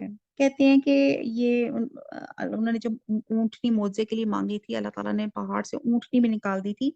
तो अब उनकी ये था कि एक दिन उन्होंने पानी तकसीम किया हुआ था कि एक दिन ऊंटनी पानी पिएगी और एक दिन बाकी लोग पानी पिएंगे। हर एक अपनी बारी पे हाजिर होगा। उन्होंने अपने रफीक को आवाज दी जिसने वार किया और कूंचे काट डाली। कहा जाता है ये कदार बिन सालिफ बताया जाता है, उसको पुकारा गया और उसने कूंचे काट डाली, तलवार या ऊंटनी को पकड़ा और उसकी टांगे काट दी और इसे ज़िबा कर दिया। बस क्यों कर हुआ मेरा अजाब और मेरा डराना? हमने इन पर एक चीख भेजी, बस ये ऐसे हो गए जैसे कांटों की ऊंधी हुई बाढ़। अब ये देखें, अजाब से चूरा चूर हो गए। हमने नसीहत के लिए कुरान को आसान कर दिया। बस क्या है कोई जो नसीहत पकड़े? अल्लाह ताला हम सब नसीहत पकड़ते हैं। कौम लूत ने भी डराने वालों की तकजीब की। बेशक हमने इन पर पत्थर बरसाने वाली हवाएं भेजी सिवाय लूत के घर वालों के। इन्हें हमने सहर के वक्त अपने एहसान से सजा दे दी। हर शुक्रगुजार को हम इसी तरह बदला देते हैं। अल्लाह ताला हम जरा शुक्र अदा करते हैं। यकीनन लूत ने हमारी पकड़ से डराया था, लेकिन उन्होंने डराने वाले में शक शुबा और झगड़ा किया और इन लूत को उनके मेहमानों के बारे में फुसलाया। बस हमने इनकी आंखें अंधी कर दी और कह दिया, मेरा अजाब और मेरा डरना चखो। यकीनी बात है इन्हें सुबह सवेरे ही एक जगह पकड़ने वाले मुकर्ररा अजाब ने गारत कर दिया। बस मेरे अजाब और मेरे डरावे का मजा चखो। यकीनन हमने कुरान को बंदोवास के लिए आसान कर दिया। बस क्या कोई है नसीहत पकड़ने वाला? सब मेरे साथ मिलकर बोले, हाँ अल्लाह ताला हम सब ने नसीहत पकड़ी। अल्लाह ताला हम सबको अल्लाह ताला तौफीक दे, हम कुरान के पांचों हक निभाने वाले हों, कुरान पे ईमान लाने वाले, कुरान को तरतीब तजवीद और तरतील से पढ़ने वाले हों। अल्लाह ताला इस पे गौर व फिक्र करने वाले हों, इसके मायने को समझने वाले हों, अपने अमलों में ढालने वाले हों और आपका कलाम अल्लाह के लोगों तक आगे पहुंचाने वाले हैं। अल्लाह ताला हम सबको बना दे। और फरौनियों के पास भी डराने वाले हैं, उन्होंने भी हमारी तमाम निशानियां झुटलाई। बस हमने इन्हें बड़े गालिब کبھی پکڑنے والے کی طرح پکڑ لیا۔ اے قریشیو، کیا تمہارے کافر ان کافروں سے کچھ بہتر ہے؟ یا تمہارے لیے اگلی کتابوں میں چھٹکارا لکھا ہوا ہے؟ یا یہ کہتے ہیں ہم غلبہ پانے والی جماعت ہے، ان قریب یہ جماعت شکست دی جائے گی اور پیٹھ دے کے بھاگے گی، بلکہ قیامت کی گھڑی ان کے وعدے کے وقت ہے، اور قیامت بڑی سخت اور کڑوی چیز ہے۔ آیت نمبر 47، بے شک گنہگار گمراہی میں اور عذاب میں ہے، اور جس دن وہ اپنے منہ کے بل آگ میں گھسیٹے جائیں گے، ان سے کہا جائے گا کہ دوزخ کی آگ لگنے کا مزہ چکھو، بے شک ہم نے ہر چیز کو ایک مقررہ انداز سے پر پیدا کیا ہے، اور ہمارا حکم صرف ایک دفعہ ایک کلمے ہی ہوتا ہے، جیسے آنکھ کا جھپکنا، اور ہم نے تم جیسے بہتروں کو ہلاک کر دیا۔ بس کوئی ہے نصیحت لینے والا؟ اللہ ہم سب نصیحت حاصل کرتے ہیں۔ جو کچھ انہوں نے عمال کیا سب نام اعمال میں لکھے ہوئے ہیں، اور اسی طرح ہر چھوٹی بڑی بات بھی لکھی ہوئی ہے۔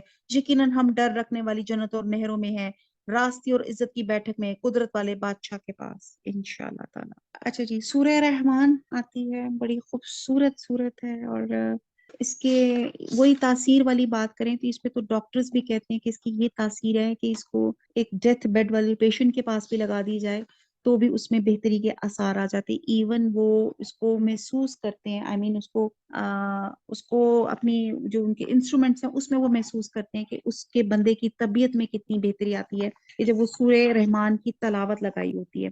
اس سورت کے نام سے اس کے موضوع کا گہرا تعلق ہے۔ اس سورت میں شروع سے آخر تک رحمان کی رحمت کی ثمرات کا ذکر کیا جا رہا ہے، اور بعض اسکالر اس کو مکی قرار دیتے ہیں، اور ایک روایت سے پتہ چلتا ہے کہ مکہ معظمہ کے ابتدائی دور میں نازل ہوئی۔ اور حضرت عروہ بن زبیر کی روایت ہے کہ ایک روز صحابہ کرام نے آپس میں کہا کہ قریش نے کسی کو بلند آواز سے قرآن پڑھتے نہیں سنا، ہم میں سے کون ہے جو ان کو ایک مرتبہ کلام پڑھ کر سنا ڈالے؟ حضرت عبداللہ بن مسعود نے کہا میں یہ کام کرتا ہوں۔ صحابہ نے کہا ہمیں ڈر ہے کہ وہ تم پہ زیادتی کریں گے، ہمارے خیال میں کسی ایسے شخص کو یہ کام کرنا چاہیے جس کا خاندان زبردست ہو، تاکہ اگر قریش کے لوگ اس پہ دست درازی کریں تو اس کے خاندان والے اس کی حمایت کے لیے اٹھ کھڑے ہوں۔ حضرت عبداللہ بن مسعود نے فرمایا مجھے یہ کام کر لینے دو، میرا محافظ اللہ ہے۔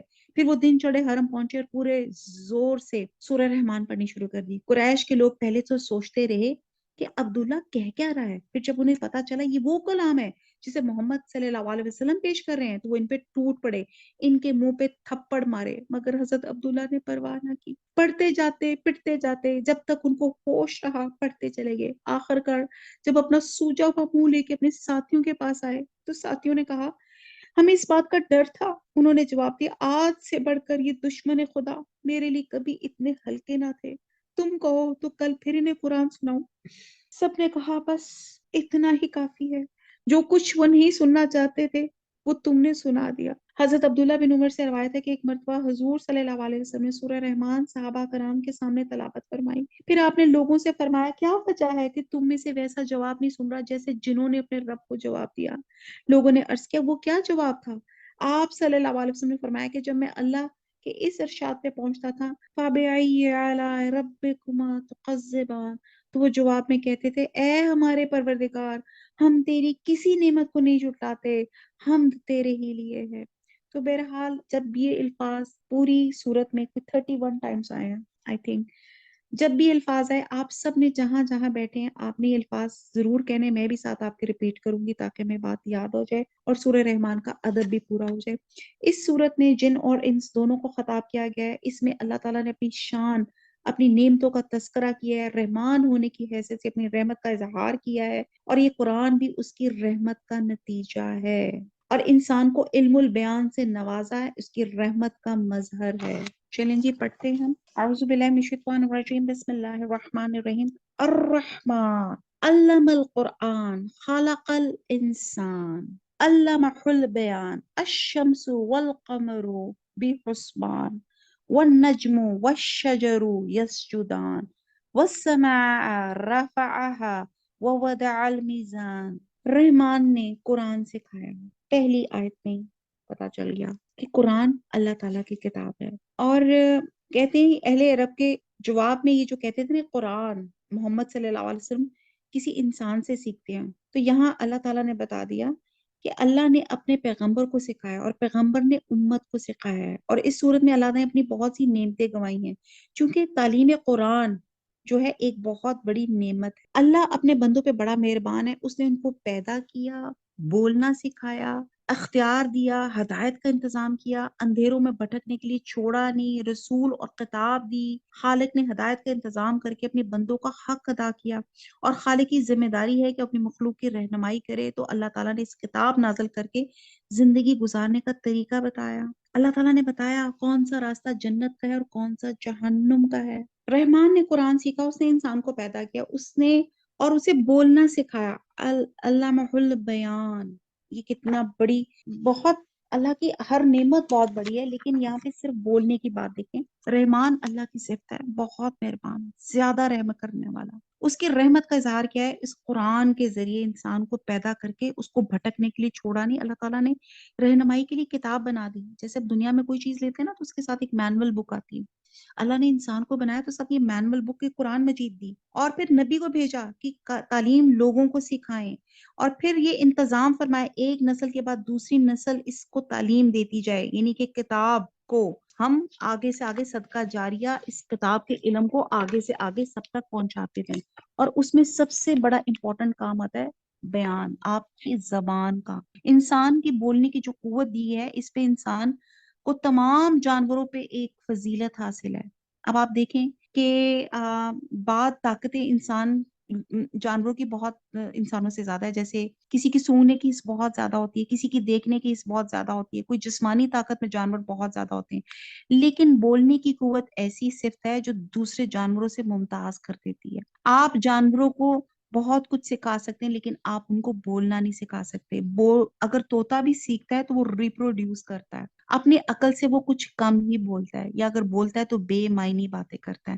انسان اپنے جذبات، اپنے احساس، اپنی عقل، اپنی سوچ، جو کچھ انسان نے سیکھا ہوتا ہے، جو کچھ اس نے دیکھا ہوتا ہے، جو کچھ اس نے سوچا ہوتا ہے، اس کو اللہ تعالیٰ نے ایک وے آؤٹ دینے کا طریقہ سکھایا ہے، اس زبان کے طریقے سے اور ایک احسن طریقے سے۔ آپ دیکھیں بعض اوقات ایسا ہوتا ہے کہ ہم بہت غم میں بھرے ہوتے ہیں، اگر آپ بولنا چاہتے ہیں لیکن منہ سے کچھ نکلتا نہیں، بڑی دردناک کیفیت ہوتی ہے۔ تو اسی طرح عام زندگی میں انسان بتا نہیں سکتا تو وہ کیا کرتا ہے؟ تو بڑا مشکل ہوتا۔ تو یہاں پہ اللہ تعالیٰ نے انسان کو زبان دی ٹو ایکسپریس ہمسیلف۔ آپ دیکھتے ہیں انسانوں کے درمیان میں اچھے تعلقات، بیٹر کمیونیکیشن کی سب سے بڑی وجہ کیا ہوتی ہے؟ زبان۔ جہاں لیک آف کمیونیکیشن ہوتی ہے وہاں اس کا مطلب ہے کہ آپ نے اچھی طرح کمیونیکیٹ نہیں کیا، تو اس میں کیا ہے؟ اس میں زبان کا رول ہوتا ہے۔ پھر آپ دیکھیں ایک زبان بکرے کے منہ میں بھی ہوتی ہے، بلی کے منہ میں بھی ہوتی ہے، ڈوگی کے منہ میں بھی ہوتی ہے، تو آپ یہ دیکھتے ہیں، لیکن وہ اس طرح اظہار نہیں کر سکتے جس طرح ہم اپنی اس زبان سے آپ اظہار کر سکتے ہیں۔ پھر آپ دیکھتے ہیں کہ زبان کے اندر کوئی ہڈی نہیں ہے، ٹھیک ہے؟ پھر آپ دیکھتے ہیں کہ بولنے کے لیے کان دیے، اور اگر کان نہ ہوتے تو پھر ہم کیسے بولتے؟ زبان دی، بولنا سکھایا، ہم اپنی مرضی سے جو کچھ چیزیں ہیں ہم بولتے جاتے ہیں، اور ہم دیکھتے ہیں کہ جو زبان اللہ کی نعمت ہے، ہم اللہ کے ذکر میں کتنا استعمال کرتے ہیں، کتنا اس کو پڑھنے میں تلاوت کے لیے استعمال کرتے ہیں۔ تو یہاں پہ انڈائریکٹلی ہمیں یہ اشارہ مل رہا ہے کہ اللہ نے قرآن کی تعلیم دی، اور تعلیم دینے کے لیے زبان کا استعمال کیا۔ سن کر پھر بولنا اور آگے پہنچانا کتنا ضروری ہے۔ اگر انسان اپنی نعمت پہ شکر ادا کرے تو سوچیں، تو آپ یہ دیکھیں کہ اگر آپ اس زبان سے تلاوت نہیں کر رہے اور کہتے ہیں قرآن کے بغیر دل کیا ہوتا ہے؟ اجڑے ہوئے گھر کی مانند ہوتا ہے، ایک ویران گھر کی طرح۔ تو قرآن کیا ہے؟ ایک تھراپی ہے۔ آپ دیکھیں آپ شدید غصے میں ہو، غم میں ہو، آپ اپنے آپ کو سنبھالنا چاہ رہے ہو، آپ قرآن کھول کے تلاوت کرنا شروع کریں، 15 منٹ کے اندر آپ کو سکون آ جائے گا۔ یہ اس قرآن کے کلام کا نتیجہ ہے۔ اور اسی لیے اللہ کے رسول نے بہت سے طریقے بتائے کہ جب میں سے کسی کو غصہ آئے تو خاموش ہو جائیں، وہ جگہ چھوڑ دیں، اللہ کی کتاب پڑھنا شروع کریں، رونا آتا ہے تو رو لیں، بولنا چاہتا ہے تو بول لیں۔ یہ ایک بہترین تھراپی ہے۔ ایکچولی حضرت لقمان ایک غلام تھے ایک جگہ، جب پہلے تو اپنے آقا نے ان سے کہا کہ یہ بکرا لو، اس کو ذبح کرو، اس میں سے سب سے اچھی چیز لے کر آؤ، تو وہ سب سے اچھی 2 چیزیں لے آؤ، تو وہ دل اور زبان لے آئے۔ تو پھر ایک دفعہ ایک موقع پہ پھر ان کے آقا نے ان کو کہا یہ بکری ذبح کرو، اس میں سے سب سے بری چیز لے آؤ، تو حضرت لقمان پھر دل اور زبان لے آئے۔ تو انہوں نے کہا کہ یہ تم اچھی بھی ہی لے آئے اور برا بھی ہی لے آئے، تو انہوں نے کہا کہ یہ دل اور زبان، جن کا اچھا وہ انسان اچھا، جس کا دل اور زبان گندا اس کا وہ انسان گندا۔ اور آپ دیکھیں کہ زبان آپ کی ظاہری عکاسی کرتی ہے اور دل آپ کی اندر کی عکاسی کرتا ہے۔ بہرحال اللہ کا بہت شکر ادا کرنا چاہیے، اسی پہ اکثر مجھے میری امی بھی اکثر یہ، اکثر آپ لوگوں کو بھی ہوتا ہے کہ سائمہ بولتی ہے تو پھر بولتی چلی جاتی ہے اور وہ سب ہے، تو میں یہ سوچتی ہوں کہ اللہ تعالیٰ نے مجھے زبان عطا فرمائی، اگر میں اس زبان کو اللہ کے کلام کے لیے استعمال نہیں کروں گی، اللہ کے کلام کے لیے استعمال نہیں کروں گی، تو اس کا حق نہیں ادا ہوگا۔ آگے ہم کرتے ہیں پٹر پٹر باتیں کرتے ہیں، گھنٹوں باتیں کرتے رہتے ہیں فونوں پہ، تو اللہ کے کلام پڑھتے ہوئے ہماری زبانیں کیوں رک جاتی ہیں؟ بہرحال اللہ کے رحمان کی بہت بڑی اللہ تعالیٰ نے جو ہمیں نعمت دی ہے، زبان دی ہے، خدا را اس زبان سے غیبت، جھوٹ، گالی، برے کاموں کے لیے مت استعمال کریں، چغلیوں کے لیے مت استعمال کریں، اس قرآن سے، اس کو ذکر سے اس کو تر رکھیں، اس زبان کو۔ آفتاب اور مہتاب مقررہ حساب سے ہیں، اب میں پڑھتی جاؤں گی کیونکہ نعمتیں ہیں اور بے انتہا نعمتیں اللہ تعالیٰ کی۔ آفتاب اور مہتاب مقررہ حساب سے ہیں، اور ستارے اور درخت دونوں سجدے کرتے ہیں۔ اسی نے آسمان کو بلند کیا، اسی نے ترازو رکھی تاکہ تم تولنے میں تجاوز نہ کرو۔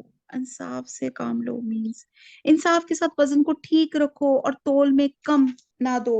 اسی نے مخلوق کے لیے زمین بچھا دی جس میں میوے ہیں اور خوشے والے کھجور کے درخت ہیں اور بھوس والا اناج ہے۔ باپ یہ دیکھیں، اور خوشبودار پھول ہیں۔ بس فَبِأَيِّ آلَاءِ رَبِّكُمَا تُكَذِّبَانِ، بس ہے انسانوں اور جنوں، تم اپنے پروردگار کی کس کس نعمت کو جھٹلاؤ گے؟ تو یہاں پہ ہم نے کیا بات کرنی ہے؟ لا بِشَيْءٍ بِنِعْمَتِكَ رَبَّنَا نُكَذِّبَ فَلَكَ الْحَمْدُ، کیا اللہ تعالیٰ، ہم اللہ تعالیٰ آپ کی کسی بھی نعمت سے انکار نہیں کرتے، سب تعریفیں آپ کے لیے ہیں۔ اب یہ انسانوں اور جنوں دونوں سے خطاب ہے، اللہ تعالیٰ اپنی نعمتیں گنوا کے ان سے پوچھ رہا ہے کہ یہ جو میں اتنا احسان کر رہا ہوں اور تم میرے احسان کے منکر ہو رہے ہو اور دوسروں پہ شرک کرنے لگے ہو کہ میرا فلاں کام فلاں کر دیتا ہے، حالانکہ یہ تمام چیزیں اللہ کی نعمتیں ہیں۔ آیت نمبر 40، اس نے انسان کو ایسی آواز دینے والی مٹی سے پیدا کیا۔ یہ ہم بہت نعمتیں ایک ایک ڈیٹیل ڈسکس کر چکے ہیں، بس میں اس کو پڑھتی جاؤں گی اور آگے چلتے جاتے ہیں، سورہ رحمان انشاءاللہ ختم کرتے ہیں۔ اس نے انسان کو ایسی آواز دینے والی مٹی سے پیدا کی جو ٹھیکری کی طرح ہے، اور جنات کو آگ کے شعلے سے پیدا کیا۔ بس تم اپنے رب کی کس کس نعمت کو جھٹاؤ گے؟ اللہ تعالیٰ ہم آپ کی تمام نعمتوں کا اعتراف کرتے ہیں، سب تعریفیں آپ ہی کے لیے ہیں۔ وہ رب ہے دونوں مشرقوں اور دونوں مغربوں کا، تو اے جنوں انسانوں تم اپنے رب کی کس کس نعمت کو جھٹاؤ گے؟ اللہ تعالیٰ ہم آپ کی تمام نعمتوں کا اعتراف کرتے ہیں، سب تعریفیں آپ ہی کے لیے ہیں۔ اسی نے دو دریا جاری کر دیے جو ایک دوسرے سے مل جاتے ہیں، ان دنوں میں ایک آڑ ہے اور اس سے بڑھ نہیں سکتے۔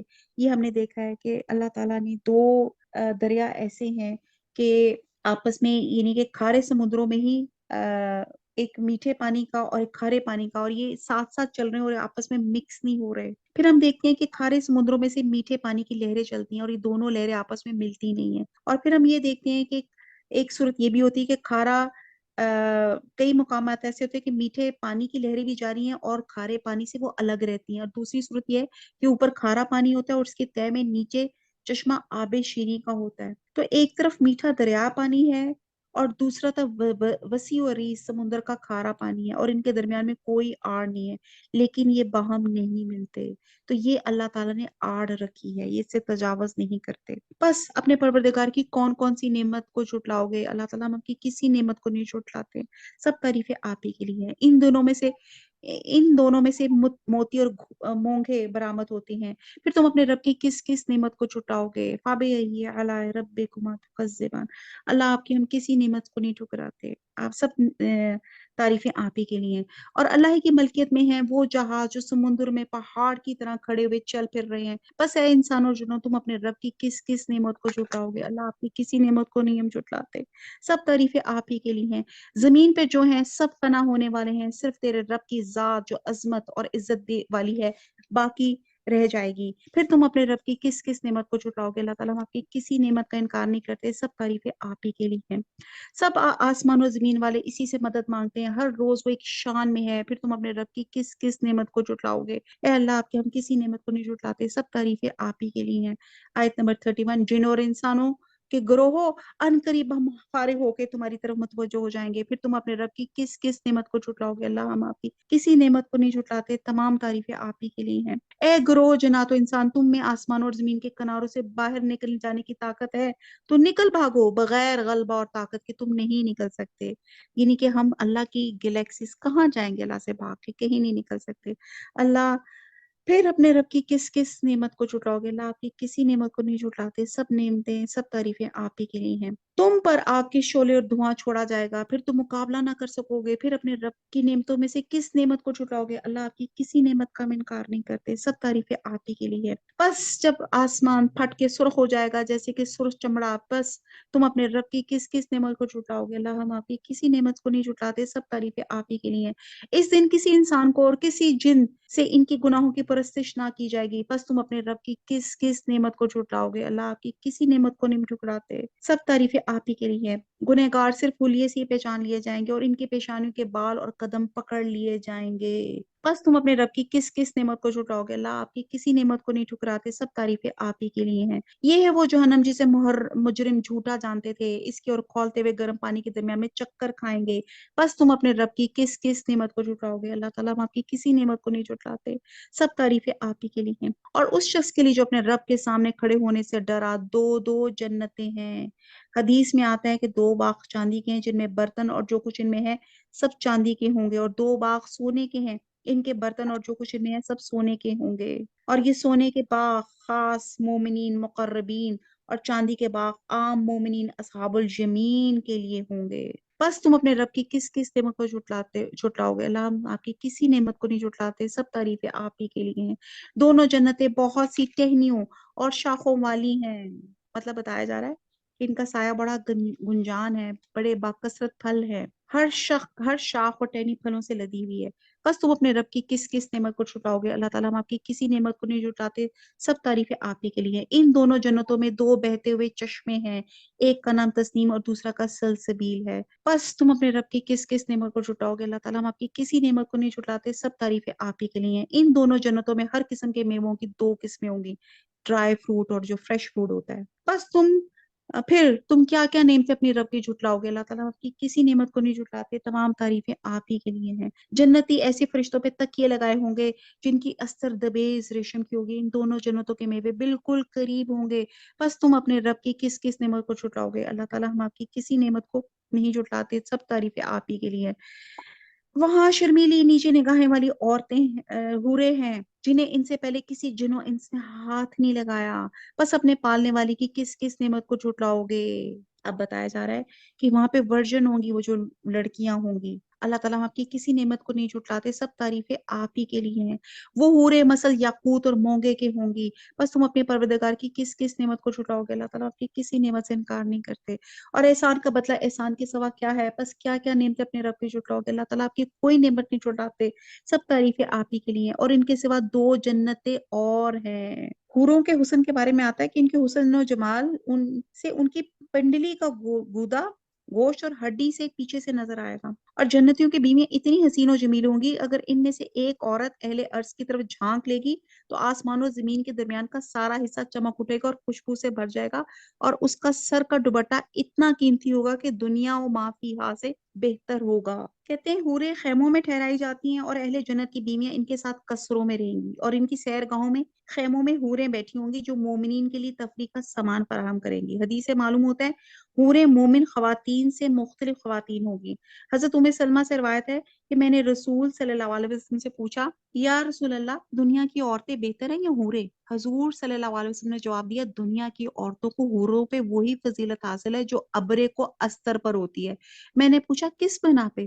فرمایا ان عورتوں نے نمازیں پڑھی ہیں، روزے رکھے ہیں، عبادتیں کی ہیں۔ تو اس حدیث سے معلوم ہوتا ہے کہ دنیا میں جو عورتیں ایمان لائیں، نیک عمل کی، دنیا سے رخصت ہوئی، وہ اپنے عمل صالح کی وجہ سے جنت کی حقدار ہوں گی۔ اور رہی حوریں، تو یہ وہ لڑکیاں ہیں جو بالغ ہونے سے پہلے فوت ہو جاتی ہیں، ان کو اللہ تعالیٰ بغیر حساب کے جنت میں داخل کرے گا، ان کو جوان اور خوبصورت بنا کے جنت کی نعمتوں کے ساتھ جنتیوں کو عطا فرمائے گا۔ کہتے ہیں ایک بوڑھی، اللہ کے رسول نے کہا کہ جنت میں تمام جوان لوگ ہوں گے، تو ایک بوڑھی نے کہا کیا میں نہیں ہوں گی؟ تو آپ نے کہا ایک حدیث کا مفہوم ہے، شاید میں تھوڑا سا غلط بیان کر رہی ہوں جلدی کی وجہ سے. تو آپ نے کہا کہ جنت میں کوئی بوڑھا نہیں جائے گا، تو جس پہ وہ عورت جو بوڑھی عورت ہے اس نے کہا کہ میں بھی نہیں جاؤں گی. تو اس میں اللہ کے رسول نے بتایا کہ یہاں پہ سب جوان ہو کے خوبصورت ہو کے جائیں گے. یعنی کہ جو آج ہم اینٹی رنکل اور بوٹاکس والا جو استعمال کریں، اللہ کے ہاں سب کیا ہوگا، اللہ تعالیٰ سب کو جوان کر کے خوبصورت کر کے جنت میں اللہ تعالیٰ سب کو لے کے جائیں گے. آمین انشاءاللہ تعالیٰ. اللہم انی اسألک جنت الفردوس. اس کے سوا 2 جنتیں اور ہوں گی. بس تم اپنے پرورش کرنے والے کی کس کس نعمت کو چھٹاؤ گے؟ اللہ تعالیٰ آپ کی کسی نعمت کو نہیں چھٹاتے، سب تعریفیں آپ ہی کے لیے ہیں. دونوں گہری سبزی سبز سیاہی مائل ہیں، یعنی کہ کثرت سبزے کی وجہ سے. اور بتاؤ اب اپنے پروردگار کی کس کس نعمت کو چھٹاؤ گے؟ اللہ تعالیٰ آپ کی کسی نعمت کو نہیں ہم چھٹاتے، سب تعریفیں آپ ہی کے لیے ہیں. ان میں 2 جوش سے ابلتے ہوئے چشمے ہیں. پھر تم اپنے رب کی کون کون سی نعمت کو جھوٹ ہونا کہہ رہے ہو؟ اللہ تعالیٰ ہم آپ کی کسی نعمت سے انکار نہیں کرتے، سب تعریفیں آپ ہی کے لیے ہیں. ان دونوں میں میوے اور کھجور اور انار ہوں گے. کیا اب بھی رب کی کسی نعمت کی تکذیب تم کرتے ہو؟ اللہ تعالیٰ آپ کی کسی نعمت کی تکذیب نہیں کرتے، سب تعریفیں آپ ہی کے لیے ہیں. ان میں نیک سیرت خوبصورت عورتیں ہیں. پس تم اپنے رب کی کس کس نعمت کو چھٹاؤ گے؟ اللہ تعالیٰ آپ کی کسی نعمت کو نہیں چھٹلاتے، سب تعریفیں آپ ہی کے لیے ہیں. گوری رنگت کی حوریں جنتی خیموں میں رہنے والی ہیں. پس اے انسانوں اور جنوں، تم اپنے رب کی کس کس نعمت کو چھٹاؤ گے؟ اللہ تعالیٰ آپ کی کسی نعمت کو نہیں چھٹلاتے، سب تعریفیں آپ ہی کے لیے ہیں. آیت نمبر 74. ان کو ہاتھ نہیں لگایا کسی انسان یا جن نے ان سے قبل، بس اپنے رب پروردگار کی کون کون سی نعمت کے ساتھ تم تکذیب کرتے ہو؟ اللہ تعالیٰ آپ کسی نعمت کی تکذیب نہیں کرتے، سب نعمتیں آپ ہی کے لیے ہیں.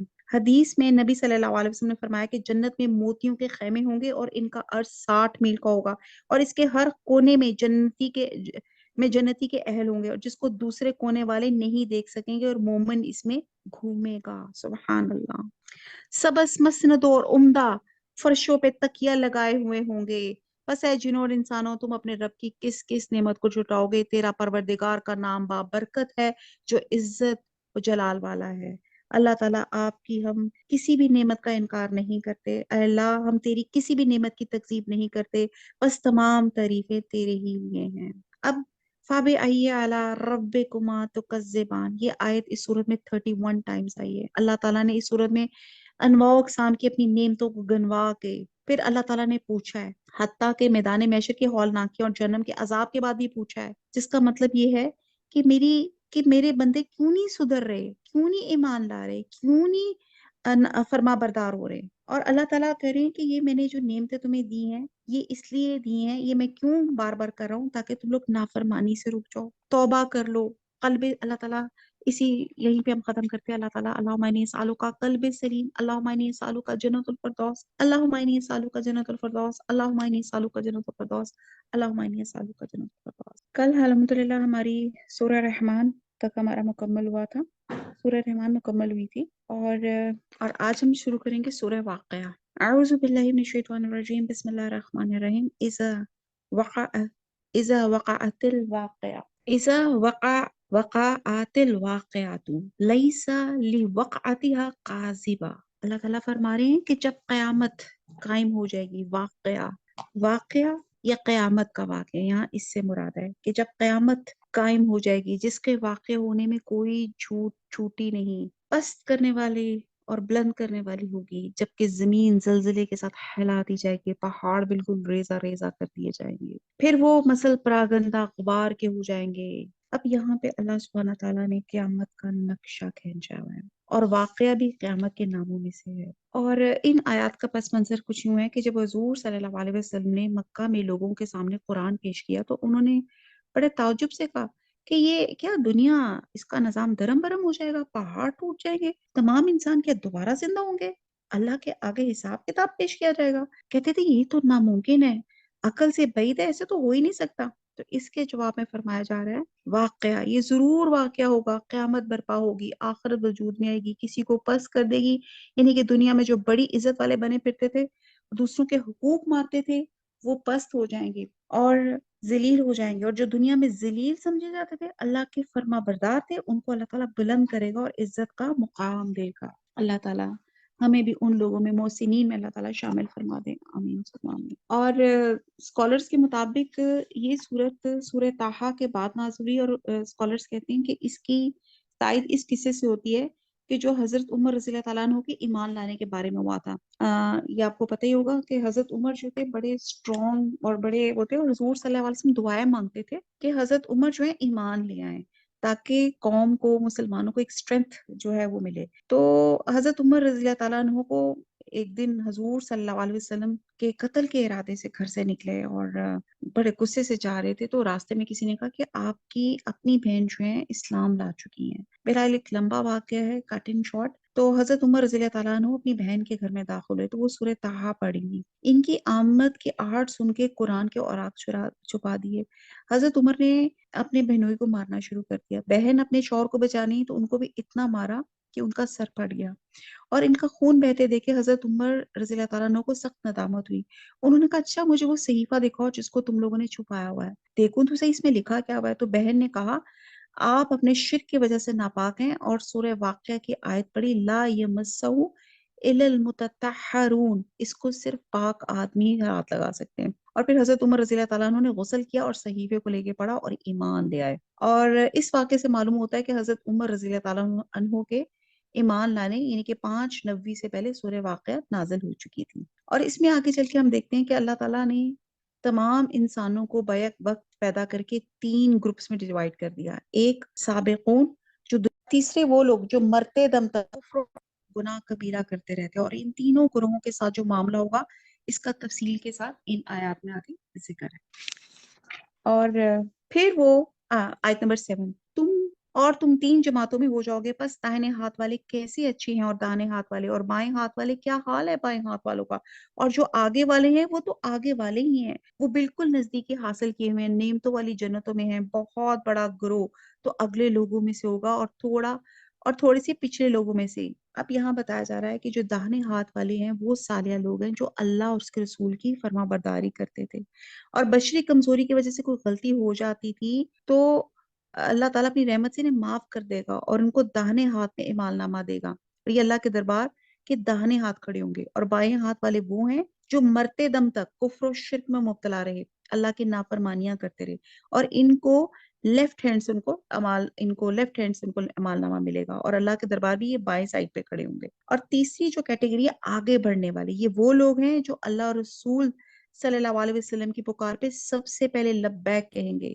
آپ اور میں ہم سب مل کے لبیک کہہ دیں تاکہ ہم اس گروہ میں شامل ہو جائیں۔ لبیک۔ بھلائی کے ہر کام میں پیش ہوتے تھے، جہاد کا معاملہ ہو، اللہ کی راہ میں خرچ کرنے کا معاملہ ہو، حقوق کی ادائی کا معاملہ ہو، دین کی تبلیغ کا معاملہ ہو، ہر کام میں سب سے آگے ہوتے تھے، اور اس بنا پہ آخرت میں بھی سب سے آگے ہوں گے۔ اور قیامت کے دن اللہ تعالیٰ کے دربار کا نقشہ یہ ہوگا کہ دائیں طرف صالحین، بائیں طرف فاسقین، اور سب سے آگے دربار خداوندی کے قریب سابقون ہیں۔ حدیث میں آتا ہے، حضرت عائشہ سے روایت ہے، حضور صلی اللہ علیہ وسلم نے لوگوں سے پوچھا جانتے ہو قیامت کے دن سب سے پہلے پہنچ کے اللہ کے عرش کے سائے میں کون جگہ پائے گا؟ لوگوں نے کہا اللہ اور اس کے رسول ہی زیادہ جانتے ہیں۔ فرمایا وہ جن کا حال یہ تھا کہ جب ان کے سامنے حق پیش کیا گیا تو انہوں نے قبول کر لیا، اور جب ان سے حق مانگا گیا انہوں نے ادا کیا، اور دوسروں کے معاملے میں ان کا فیصلہ وہی کچھ تھا جو اپنی ذات کے معاملے میں تھا۔ اور آپ صلی اللہ علیہ وسلم کی امت کے ابتدائی دور کے لوگ اولین ہیں جن میں سابقون کی تعداد زیادہ ہوگی، اور بعد کے لوگ آخرین ہیں جن میں سابقون کی تعداد کم ہوگی، یا پہلے لوگوں میں سابقون کی فیصدی تعداد زیادہ ہوگی اور بعد والوں میں کم۔ اسی طرح اگلی امتوں کے لوگوں کا بھی یہی حال ہوگا۔ یہ لوگ سونے کے تاروں سے بنے ہوئے تختوں پر ایک دوسرے کے سامنے تکیے لگائے بیٹھے ہوں گے۔ اچھا، یہاں پہ ایک اور چیز بھی آتی ہے، کہا جاتا ہے کہ اولین سے مراد حضرت آدم علیہ السلام سے لے کے نبی صلی اللہ علیہ وسلم کی امت کے لوگ ہیں، اور آخرین سے مراد امت محمدیہ کے افراد ہیں۔ اور حضور صلی اللہ علیہ وسلم نے فرمایا تھا کہ مجھے امید ہے کہ تم جنتیوں کا نصف ہوگے۔ آیت نمبر 7، ان کے پاس ایسے لڑکے جو ہمیشہ لڑکے ہی رہیں گے، آمد و رفت کریں گے، آپ پورے اور جگ لے کے، اور ایسا جام لے کے جو بہتی ہوئی شراب سے پر ہو، جسے نہ سر میں درد ہو نہ عقل میں فطور آئے، اور ایسے میوے لیوے ہوں گے جو ان کے پسند کے ہوں گے، اور پرندوں کے گوشت جو انہیں مرغوب ہوں، اور گوری گوری بڑی آنکھوں والی ہوئیں اور جو چھپے ہوئے موتیوں کی طرح ہیں۔ یہ صلہ ہے ان کے اعمال کا، نہ وہاں بکواس سنیں گے نہ گناہ کی بات، صرف سلام ہی سلام کی آواز ہوگی۔ ایکچولی آیت نمبر 15 سے لے کے 26 تک سابقون کی جنت کا نقشہ کھینچا گیا ہے کہ وہ سونے اور یاقوت کے تختوں پہ بیٹھے ہوں گے، ان کے سامنے ان کے نوجوان لڑکے ہیلپرز ہوں گے جو ہمیشہ لڑکے رہیں گے، یہ بڑے نہیں ہوں گے۔ حدیث سے معلوم ہوتا ہے کہ کفار اور مشرکین کے جو لڑکے بالغ ہونے سے پہلے مر جاتے ہیں، ان کو اللہ تعالیٰ اہل جنت کا خدمت گزار بنائے گا۔ اور یہ یاد رہے کہ مومنین اور صالحین کے جو لڑکے بالغ ہونے سے پہلے مر جاتے ہیں، وہ جنت میں اپنے والدین کے ساتھ رہیں گے، اور خدمت گزار لڑکے ہاتھوں میں جام شراب لیے اہل جنت کے آس پاس دوڑے دوڑے پھریں گے، اور ایسی شراب جو صاف ستھری ہوگی، لذیذ ہوگی، جیسے دنیا کی شراب ہوتی ہے نا، تھوڑی سی کڑوی ہوتی ہے یا عقل آپ کی زائل کر دیتی ہے۔ اور اللہ تعالیٰ یہ جو شراب، یہ جو پینے کا مشروب ہوگا، اسے چشموں کی صورت میں پیدا کرے گا، اور اسے پی کے سر میں درد نہیں ہوگی۔ اور آیت نمبر 25 میں جو بات کی گئی، یہ جنت کی نعمتوں میں سب سے بڑی نعمت ہے کہ انسان کے کان وہاں بےہودہ بات، جھوٹ، غیبت، چغلی، تانا تشنی، گالم گلوچ، دل آزاری والی باتوں سے محفوظ رہیں گے، اور نہایت کہتے ہیں نا شریف اور سویلائزڈ معاشرہ ہوگا۔ اور یہاں بتایا جا رہا ہے کہ جنت میں آپ کی قدورتیں، بغض اور اناد نہیں ہوگا، وہاں صرف سلام ہی سلام ہوگا انشاءاللہ تعالی۔ آیت نمبر 27، اور داہنے ہاتھ والے کیا ہی اچھے ہیں داہنے ہاتھ والے۔ اب اس آیت میں داہنے ہاتھ والوں کی جنت کا ذکر کیا گیا ہے کہ ان خوش نصیب لوگوں کو بہت خوبصورت جنت ملے گی۔ امت کی یہ صالحین حضور صلی اللہ علیہ وسلم کی امت کے ابتدائی دور میں بھی باکثرت ہوں گے، اور بعد کے دور کے لوگوں میں بھی باکثرت ہوں گے، اور یہ ایک خوشخبری ہے۔ آیت نمبر 28، وہ بغیر کانٹوں کے اور بیروں کے اور طے بطے کیلوں اور لمبے لمبے سائے اور بہتے ہوئے پانی بکثرت پھلوں میں، جو نہ ختم ہوں گے نہ روک لیے جائیں گے، اور اونچے اونچے فرشوں میں ہوں گے۔ ہم نے ان کی بیویوں کو خاص طور پہ بنایا ہے، ہم نے انہیں قواریاں کر دیا۔ اب یہاں پہ جنت کا ایک نقشہ ہے، پکچرائزیشن اللہ تعالیٰ کہہ رہی ہیں۔ حدیث کا ایک مفہوم ہے کہ جنت کے ایک درخت کے سائے تلے ایک گھڑ سوار 100 سال تک چلتا رہے گا، تب بھی اس کا سایہ ختم نہیں ہوگا۔ اور یہاں پہ جنت میں ملنے والی بیوی اور حور عین کا ذکر ہے، اور یہ کہتے ہیں کہ حور ولادت کے عام طریقے سے پیدا شدہ نہیں ہوں گی، بلکہ اللہ تعالیٰ خاص طور پہ انہیں جنت میں اپنی قدرت خاص سے بنائے گا۔ اور جو دنیاوی عورتیں ہوں گی وہ بھی حوروں کے علاوہ اہل جنت کو بیویوں کے طور پہ ملیں گی، اور ان میں بوڑھی کالی بد شکل جس طرح کی بھی ہوگی، سب کو اللہ تعالیٰ جنت میں جوانی اور حسن و جمال سے نوازے گا۔ نہ کوئی بوڑھی بوڑھی رہے گی، نہ کوئی بد شکل رہے گا، اور سب باکرا کواری کی حیثیت سے ہوں گی۔ اور کہتے ہیں کہ حدیث میں آتا ہے کہ سب جنتی مور لیس 33 سال کی عمر کے ہوں گے۔ اور ان آیات میں دنیا کی ان عورتوں کا ذکر ہے جو اختیار سے ایمان لائیں، عبادت کی۔ آیت نمبر 35 سے آکے جو آنورڈ آیت ہے 35 سے 7 تک، کہ ان آیات میں دنیا کی ان خوبصورت ان عورتوں کا ذکر ہے جو اپنے اختیار سے ایمان لائیں، عبادت کی، اللہ اور رسول کی فرما برداری کے کام کی۔ اللہ تعالیٰ ان کو خوبصورت جوان اور کنواریاں بنا کے جنت میں داخل کرے گا۔ حدیث میں ایک روایت ہے کہ ایک بڑھیا نے حضور صلی اللہ علیہ وسلم سے عرض کیا کہ میرے حق میں جنت کی دعا فرمائیں۔ آپ نے فرمایا میں جنت میں کوئی بڑھیا داخل نہ ہوگی، اور وہ روتی ہوئی واپس چلی گئی۔ آپ صلی اللہ علیہ وسلم نے لوگوں کو فرمایا اسے بتاؤ کہ وہ بڑھاپے کی حالت میں داخل نہیں ہوگی۔ سب جنتی عورتیں آپس میں ہم عمر ہوں گی اور اپنے شوہروں کی ہم عمر ہوں گی۔ آیت نمبر 37، محبت والی اور ہم عمر ہیں، دائیں ہاتھ والوں کے لیے جمع غمخیر ہے اگلوں میں سے، اور بہت بڑی جماعت ہے پچھلوں میں سے۔ اور بائیں ہاتھ والے کیا ہے؟ بائیں ہاتھ والے گرم ہوا اور گرم پانی میں ہوں گے، اور سیاہ دھوئیں کے سائے میں، جو نہ ٹھنڈا ہے نہ فرحت بخش۔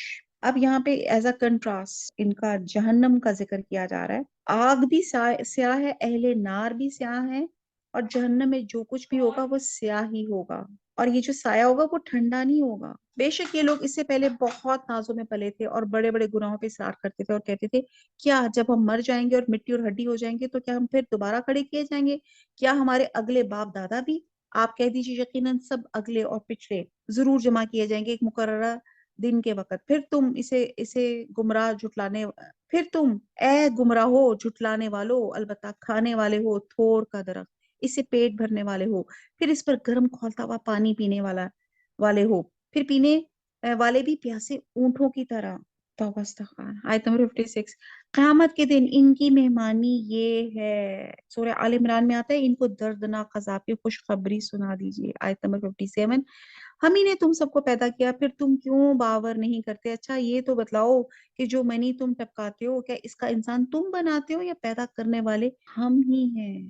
اب اللہ تعالیٰ اپنی قدرت کا اور کاملہ کا اظہار کر رہے ہیں اور یہ پوچھ رہے ہیں، یہ دلیل کے ساتھ ہمیں غور و فکر کرنے پہ مجبور دے رہے ہیں کہ اکثر آپ دیکھتے ہیں کہ کئی کپلز ہوتے ہیں اور کئی کئی سال تک ان کی اولاد نہیں ہوتی، اور جب وہ ٹیسٹ کرواتے ہیں تو پتہ چلتا ہے کہ جی بوتھ آر نارمل۔ تو یہاں پہ اللہ تعالیٰ بتا رہے ہیں کہ یہ بچہ، بچے کا رحم میں ٹھہرنا، اس کا ڈیلیور ہونا، اس کو صحت تندرستی سے دنیا میں آنا، یہ سب اللہ کے اختیار میں ہے۔ ہم ہی نے تمہیں موت کو متعین کر دیا، ہم اس سے ہارے ہوئے نہیں کہ تمہاری جگہ تم جیسے اور پیدا کر دے، تمہیں نئے سرے سے اس عالم میں پیدا کریں گے جس سے تم بالکل بے خبر ہو، تمہیں یقینی طور پہ پہلی دفعہ کی پیدائش معلوم ہی ہے، پھر کیوں عبرت حاصل نہیں کرتے؟ اچھا پھر یہ بھی بتلاؤ، تم جو کچھ بولتے ہو اسے تم ہی لگاتے ہو یا ہم لگانے والے ہیں؟ اللہ تعالیٰ بار بار فرما رہے ہیں کہ زمین پہ جو تم بیج بوجتے ہو اور اس سے کوئی درخت نمودار ہو جاتا ہے، تو یہ ایک بے جان دانے کو پھاڑ کر زمین کے سینے سے چیر کر اس طرح درخت لگانے والا کون ہے؟ یہ بھی مینا کے قطرے سے انسان بنا دینے کی طرح ہماری قدرت کا شاہکار ہے، پھر بھی تم ایمان کیوں نہیں لاتے ہو؟ آیت نمبر 60، ہم ہی نے تم میں موت کو متعین کر دیا تھا اور ہم اس سے ہارے ہوئے نہیں ہیں۔ آیت نمبر 61، تمہاری جگہ تم جیسے اور پیدا کر دیں، تمہیں نئے سرے سے اس عالم میں پیدا کریں جس سے تم بالکل بے خبر ہو۔ کلیئر اللہ تعالیٰ نے بتا دیا۔ ہم دیکھتے ہیں کہ کھیتی جو ہوتی ہے سرسبز و شاداب ہو جاتی ہے، اور جب وہ پکنے کے قریب ہوتی ہے تو اللہ تعالیٰ کہتے ہیں چاہے تم اس کو ریزہ ریزہ کر دیں اور چاہے تو اس کو برقرار رکھیں۔ اور اسی طرح انسان کی حقیقت بتائی گئی ہے کہ وہ کیا ہے، کہ اللہ تعالیٰ تمہیں پھر دوبارہ پیدا کرے گا جیسے تمہیں پہلی دفعہ پیدا کیا تھا۔ آیت نمبر 62، تمہیں یقینی طور پہ پہلی دفعہ کی پیدائش معلوم ہی ہے، پھر کیوں عبرت حاصل نہیں کرتے؟ پھر یہ بھی بتاؤ کہ تم جو کچھ بولتے ہو اسے تم ہی لگاتے ہو یا ہم لگانے والے؟ اگر ہم چاہیں تو اسے ریزہ ریزہ کر ڈالیں اور تم حیرت کے ساتھ باتیں بناتے ہی رہ جاؤ کہ ہم پر تو تاوان ہی پڑ گیا، ہاں بلکہ ہم بالکل محروم ہی رہ گئے۔ اچھا یہ بتاؤ، جس پانی کو تم پیتے ہو اسے باتوں سے بھی تم ہی اتارتے ہو یا ہم برساتے ہیں؟ اللہ تعالیٰ بار بار چیلنج کر رہے ہیں، یہ جو ہم پانی پی رہے ہیں کہاں سے آ رہا ہے؟ پانی جو بالکل بیسک نیسیسٹی ہے، جو انسان کے سروائیول کے لیے بہت ضروری ہے، اگر ہماری منشا ہو تو ہم اسے کڑوا زہر کر دیں، پھر تم ہماری شکر گزاری کیوں نہیں کرتے؟ اچھا ذرا یہ بھی بتاؤ کہ جو آپ تم سے اگاتے ہو اس کے درخت کو تم نے پیدا کیا یا ہم اس کے پیدا کرنے والے ہیں؟ ہم نے اسے سبب نصیحت کیا ہے، نصیحت کیا ہے اور مسافروں کے فائدے کی چیز بنایا ہے۔ اب اللہ تعالیٰ فرما رہے ہیں کہ کیا کیا درختوں سے آپ دیکھو کیا فائدہ اٹھاتے ہیں آپ، روشنی، گرمی، ایندھن حاصل کرتے ہیں۔ حدیث میں آتا ہے کہ جن تین چیزوں کو عام رکھنے اور ان سے کسی کو نہ روکنے کا حکم دیا گیا ہے، ان میں پانی اور گھاس کے علاوہ آگ بھی ہے، بس اپنے بہت بڑے رب کے نام کی تسبیح کیا کرو۔ سبحان اللہ و بحمدہ، سبحان اللہ العظیم۔ بس میں قسم کھاتا ہوں ستاروں کے گرنے کی، اور اگر تمہیں علم ہو یہ بہت بڑی قسم ہے، بے شک قرآن بڑی عزت والا ہے۔ آیت نمبر 78، جو ایک محفوظ کتاب میں درج ہے جسے صرف پاک لوگ ہی چھو سکتے ہیں، پاک لوگ، مومن ناپاک نہیں ہوتا، اور طہارت سے کفر و شرکی نجاست سے پاک ہونا یہاں پہ مراد ہے۔ اور یہاں پہ میں نے آپ کو جیسے شروع میں بتایا تھا حضرت عمر رضی اللہ تعالیٰ عنہ کی جو واقعہ بتایا تھا، تب ان کی سسٹر نے یہی بات ان کو کہی تھی کہ اس کو صرف پاک لوگ ہی چھو سکتے ہیں، کہ یہ رب العالمین کی طرف سے اترا ہوا ہے، بس کیا تم ایسی بات کو سرسری معمولی سمجھ رہے ہو اور اپنے حصے میں یہی لیتے ہو کہ جھٹلاتے پھرو؟ بس جب کہ روح نرخرے تک پہنچ جائے اور تم اس وقت تک رہے ہو، ہم اس شخص سے بنسبت تمہارے بہت زیادہ قریب ہیں لیکن تم نہیں دیکھ سکتے۔ بس اگر تم کسی کے زیر فرمان نہیں اور اس قول میں سچے ہو تو ذرا اس روح کو تو لوٹاؤ۔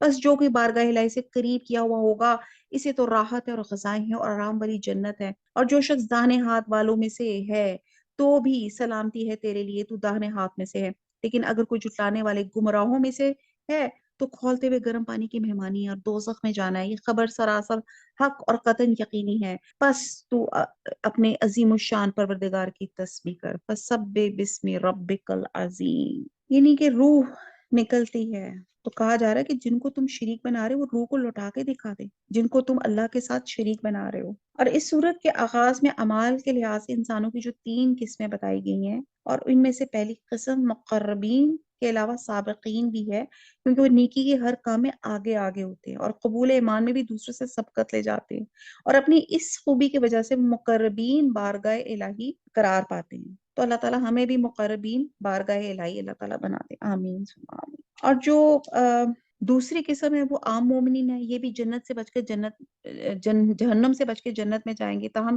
درجات میں سابقین سے کم ہوں گے، اور موت کے وقت فرشتے ان کو بھی سلامتی کی خوشخبری سنائیں گے۔ اور تیسری قسم جسے اصحاب المشأمہ کہتا ہے، بائیں ہاتھ والے یا حاملین نحوست، یہ اپنے کفر اور نفاق کی سزا اور اس کی نحوست عذاب جہنم کی صورت میں بھگتیں گے۔ اور حدیث میں آتا ہے وہ کلمے، دو کلمے اللہ کو بہت محبوب ہیں، زبان پہ ہلکے ہیں اور وزن میں بھاری ہیں۔ سب میرے ساتھ پڑھ لیجئے، سبحان اللہ و بحمدہ، سبحان اللہ العظیم۔ سورہ حدید آتی ہے، اعوذ باللہ من الشیطان الرجیم، بسم اللہ الرحمن الرحیم، سبح للہ ما فی السماوات والارض وهو العزیز الحکیم۔ پچھلی صورت بھی تسبیح پہ ختم ہوئی تھی اور یہ صورت بھی تسبیح سے شروع ہو رہی ہے۔ آسمان اور زمین میں جو ہے سب اللہ کی تسبیح کر رہے ہیں، وہ زبردست با حکمت ہے۔ آسمان اور زمین کی بادشاہت اسی کی ہے، وہی زندگی دیتا ہے اور موت بھی، اور وہ ہر چیز پہ قادر ہے، وہی پہلے ہے، وہی پیچھے ہے، وہی ظاہر ہے، وہی مخفی ہے، وہ ہر چیز کو بخوبی جاننے والا ہے۔ امام راضی کہتے ہیں کہ یہ آیت تمام قرآن کا نچوڑ ہے۔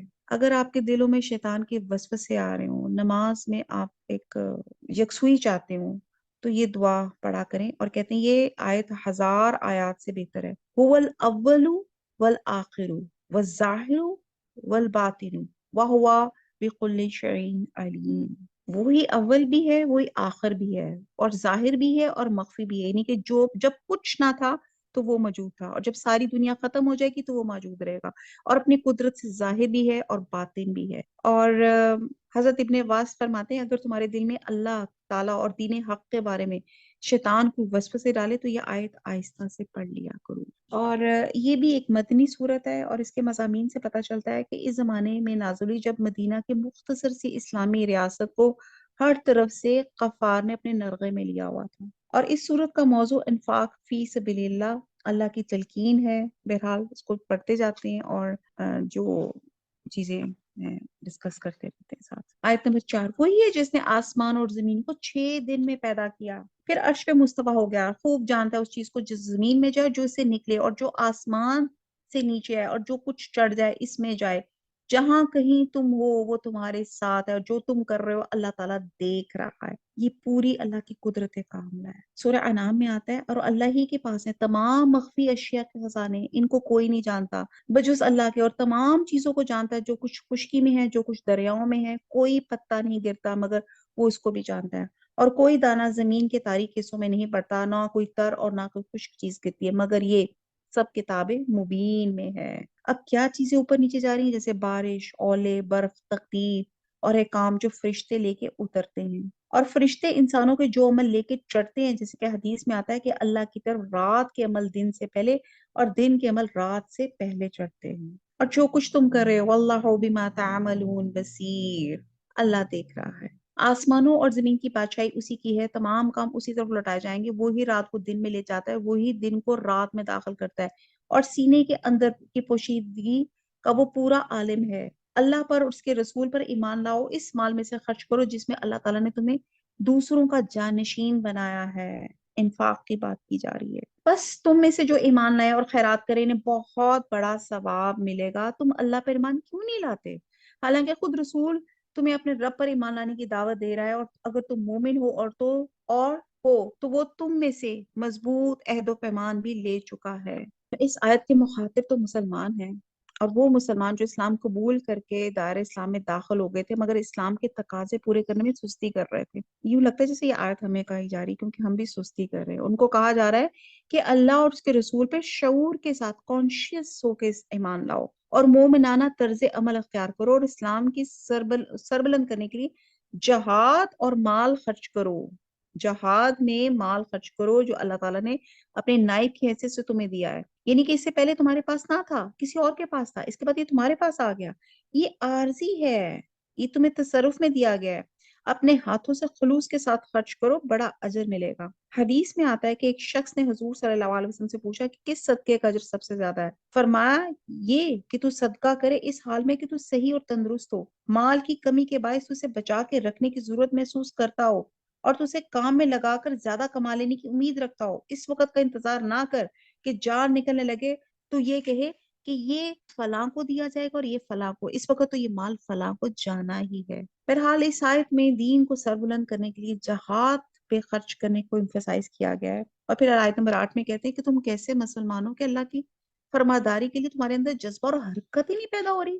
اور یہاں عہد سے مراد اللہ اور اس کے رسول کی شعوری اطاعت کا عہد ہے جو ہر مسلمان ایمان لا کے اپنے رب سے باندھتا ہے۔ آیت نمبر 9، وہ اللہ ہی ہے جو اپنے بندوں پہ واضح آیتیں اتارتا ہے، وہ تمہیں اندھیروں سے نور کی طرف لے کے جاتا ہے، یقین اللہ تعالیٰ تم پہ نرمی کرنے والا اور رحم کرنے والا ہے۔ تمہیں کیا ہو گیا ہے جو تم اللہ کی راہ میں خرچ نہیں کرتے؟ دراصل آسمانوں اور زمین کی میراث کا مالک تنہا اللہ ہی ہے۔ تم میں سے جن لوگوں نے فتح سے پہلے فی سبیل اللہ دیا ہے اور قتال کیا ہے اور دوسروں کے برابر نہیں، لیکن ان سے بہت بڑے درجے کے ہیں جنہوں نے فتح کے بعد خیراتیں دی اور جہاد کیے۔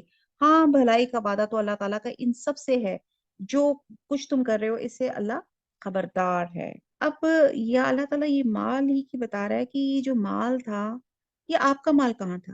یہ تو اللہ کی طرف سے اللہ تعالیٰ نے عطا کیا، اور یہ جو ہمارے پاس بھی ہے وہ بھی ہم کسی کے وارث ہی بنے۔ تو بہرحال حدیث میں آتا ہے انسان کہتا ہے میرا مال میرا مال، حالانکہ تیرا مال ایک تو وہ ہے جو تو نے کھا پی کے فنا کر دیا، دوسرا وہ جسے پہن کے بوسیدہ کر دیا، تیسرا وہ ہے جو اللہ کی راہ میں خرچ کر کے آخرت کے لیے ذخیرہ کر دیا۔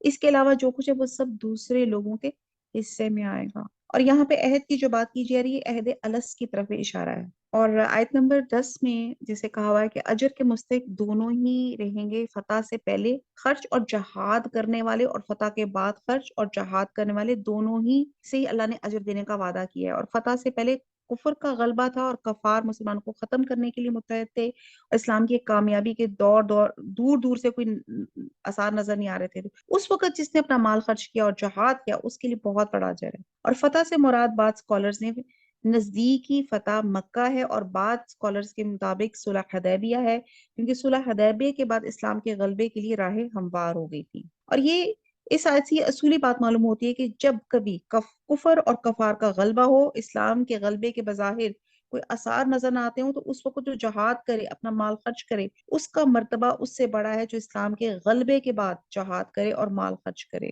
کون ہے جو اللہ تعالیٰ کو اچھی طرح قرض دے، پھر اللہ تعالیٰ اس کے لیے بڑھاتا چلا جاتا ہے، اس کے لیے پسندیدہ اجر ثابت ہو جائے۔ اس آیت میں اللہ تعالیٰ نے اپنے بندوں پہ بڑی اللہ تعالیٰ نے مہربانی کی، اور کمال شفقت یہ ہے کہ اس کا دیا ہوا مال بندہ اس کی راہ میں جب خرچ کرتا ہے اور وہ کہتا ہے کہ یہ میرے ذمہ قرض ہے، میں اس کو کئی گنا بڑھا کے دوں گا بشرطے کہ وہ قرض ہنسنا ہو، یعنی دینے والا خالص اللہ کی رضا کے لیے دے، اس کی اپنی کوئی غرض نہ ہو، نہ اس کا دکھاوا ہو، نہ ریاکاری ہو، اور نہ دینے کے بعد احسان جتائے۔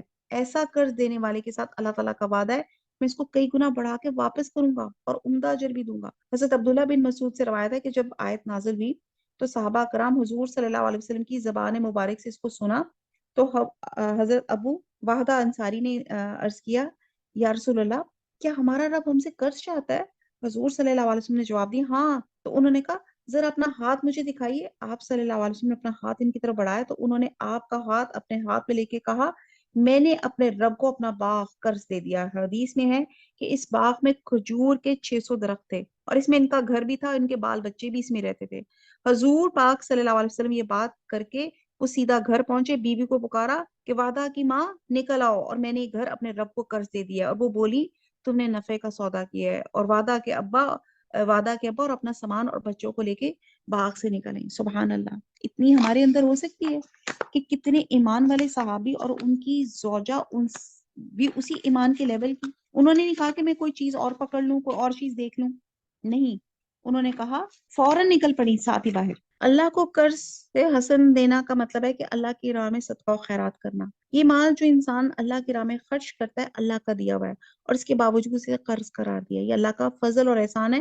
وہ اس انفاق پر اس طرح اجر دے گا جس طرح قرض کی ادائیگی کی ضرورت ہوتی ہے۔ آیت نمبر 12، قیامت کے دن تو دیکھے گا ایماندار مردوں اور عورتوں کا نور ان کے آگے آگے ان کے دائیں دوڑ رہا ہوگا۔ اور آج تمہیں ان جنتوں کی خوشخبری ہے جن کے نیچے نہریں جاری ہیں، جن میں ہمیشہ کی رہائش ہے، یہ ہے بڑی کامیابی۔ اس دن منافق مرد عورت ایمانداروں سے کہیں گے، ہمارا انتظار تو کرو، ہم بھی تمہارے نور سے کچھ روشنی حاصل کر لیں۔ جواب دیا جائے گا، تم اب پیچھے لوٹ جاؤ اور روشنی کی تلاش کرو۔ پھر ان کے درمیان میں ایک دیوار حائل کر دی جائے گی جس میں دروازہ بھی ہوگا، اس کے اندرونی حصے میں تو رحمت ہوگی، باہر کی طرف عذاب ہوگا۔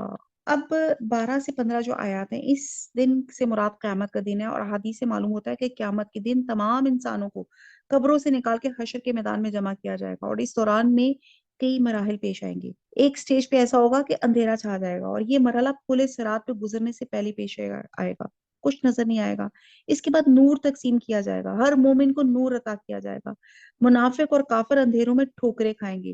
ایمان کا خلوص اور جو نیک اعمال کی پاکیزگی وہ نور میں تبدیل ہو جائے گی، اور مومن کی شخصیت جگمگا اٹھے گی، اور جس شخص کا ایمان اور عمل جتنا پاکیزہ ہوگا اتنی اس کی روشنی تیز ہوگی۔ مومن میدان حشر سے جب پل صراط پہ چڑھ کے جنت کی طرف آئیں گے تو اس کے آگے نور دوڑا ہوگا۔ حضور صلی اللہ علیہ وسلم نے فرمایا کہ کسی کا نور اتنا تیز ہوگا کہ مدینہ سے عدن تک کی مسافت کے فاصلے کے برابر تک پہنچ رہا ہوگا، اور کسی کا نور مدینہ سے صنعا تک، اور کسی کی اس سے کم، یہاں تک کہ کوئی مومن ایسا بھی ہوگا جس کا نور اس کے قدموں سے آگے نہ بڑھے گا۔ اس سے اس حدیث سے پتہ چلتا ہے کہ جس مومن ذات سے دنیا میں جتنی نیکی پھیلی ہوگی اس کا نور اتنا ہی تیز ہوگا۔ اللہ تعالیٰ ہمیں ان مومنین میں شامل فرما دے، آمین۔ میدان حشر سے جب اہل ایمان پل صراط سے جنت کی طرف جا رہے ہوں گے تو ان کے آگے اور دائیں طرف نور ہوگا، اور اپنے نور کے ساتھ جنت میں داخل ہوں گے۔ منافقین کو نور نہیں ملے گا، اندھیرے میں ان کو کچھ نظر نہیں آئے گا، اور وہ پل صراط پہ چڑھ بھی نہیں سکیں گے، اور وہ اہل ایمان کو کہیں گے ٹھہرو، ہماری طرف دیکھو، ہم تم سے نور حاصل کریں۔ وہ کہیں گے نور یہاں نہیں ملے گا، نور حاصل کرنے کی جگہ تم پیچھے چھوڑ آئے ہو، یعنی کہ دنیا۔ اللہ تعالیٰ ہمیں اس دنیا میں ایسے کام کرا لے، اللہ تعالیٰ کہ اس نور کو حاصل کر سکیں۔ دنیا آخرت کی کھیتی ہے، دنیا میں تم خلوص اور شعور کے ساتھ ایمان لاتے اور رب کی رضا کے لیے نیک عمل کرتے تو تمہیں یہاں نور نصیب ہوتا، اور ان کے درمیان میں ایک دیوار حائل کر دی جائے گی، اور مومنین جنت میں داخل ہوں گے اور منافقین عذاب کے لپیٹے میں آ جائیں گے۔ منافقین مومنین کو پکاریں گے، کیا ہم تمہارے ساتھ نہ تھے؟ تمہارے ساتھ نمازیں پڑھتے تھے، روزے رکھتے تھے، زکوٰۃ دیتے تھے، جہاد کرتے تھے؟ مومنین کہیں گے ہاں ہمارے ساتھ تھے، لیکن تم نے اپنے آپ کو فتنے میں ڈال رکھا، تم کفر اور کافرانہ تہذیب سے متاثر تھے، اسلام میں یکسو نہ تھے، تمہیں اسلام کے حق ہونے میں شک تھا، آخرت پہ شک تھا، شیطان نے تمہیں اللہ کے بارے میں دھوکہ دے ڈالا، یہاں تک کہ تم کو موت نے لے آیا۔ آج تمہارا اور کافروں کا انجام ایک ہی ہے۔ تو میدان حشر میں کن اعمال کے سبب نور ملے گا؟ حضرت ان سے روایت ہے، حضور صلی اللہ علیہ وسلم نے فرمایا خوشخبری سنا دو ان لوگوں کو کہ ان لوگوں کو میدان حشر میں مکمل نور کی جو رات کے اندھیروں میں مسجدوں کی طرف جاتے ہیں۔ سبحان اللہ، اللہ تعالیٰ ایسے ہمارے مردوں کو ایسا بنا دے کہ جو نمازیں پڑھنے والے ہوں، مسجدوں میں جا کے نمازیں پڑھنے والے ہوں۔ حضرت ابن عمر سے روایت ہے کہ حضور صلی اللہ علیہ وسلم نے فرمایا کہ جو شخص پانچوں نمازوں کی محافظت کرے گا، یعنی کہ پابندی کے ساتھ نماز پڑھے گا، آداب کو ملحوظ رکھے گا، اس کے لیے نماز قیامت کے دن نور، برہان، نجات بن جائے گی، اور اگر اس کی محافظت نہیں کرے گا تو اس کے لیے نور ہوگا نہ برہان نہ نجات، اور وہ فرعون، قارون اور حامان کے ساتھ ہوگا۔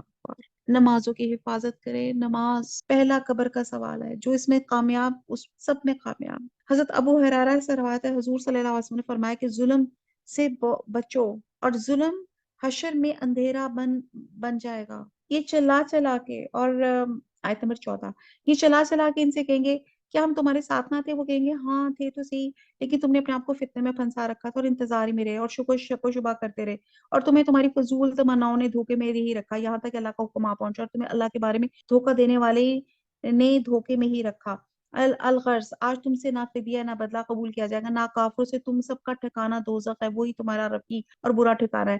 کیا اب تک ایمان والوں کے لیے وقت نہیں آیا کہ ان کے دل ذکر الہی سے اور جو حق اتر چکا ہے اس سے نرم ہو جائیں، ان کی طرح نہ ہو جائے جنہیں ان سے پہلے کتاب دی گئی، پھر جب ان پر ایک زمانہ دراز گزر گیا تو ان کے دل سخت ہو گئے، ان میں بہت سے فاسق ہیں۔ یقین مانو اللہ ہی زندگی کو اس کی موت کے بعد، اللہ تعالیٰ ہی زمین کو اس کی موت کے بعد زندہ کر دیتا ہے۔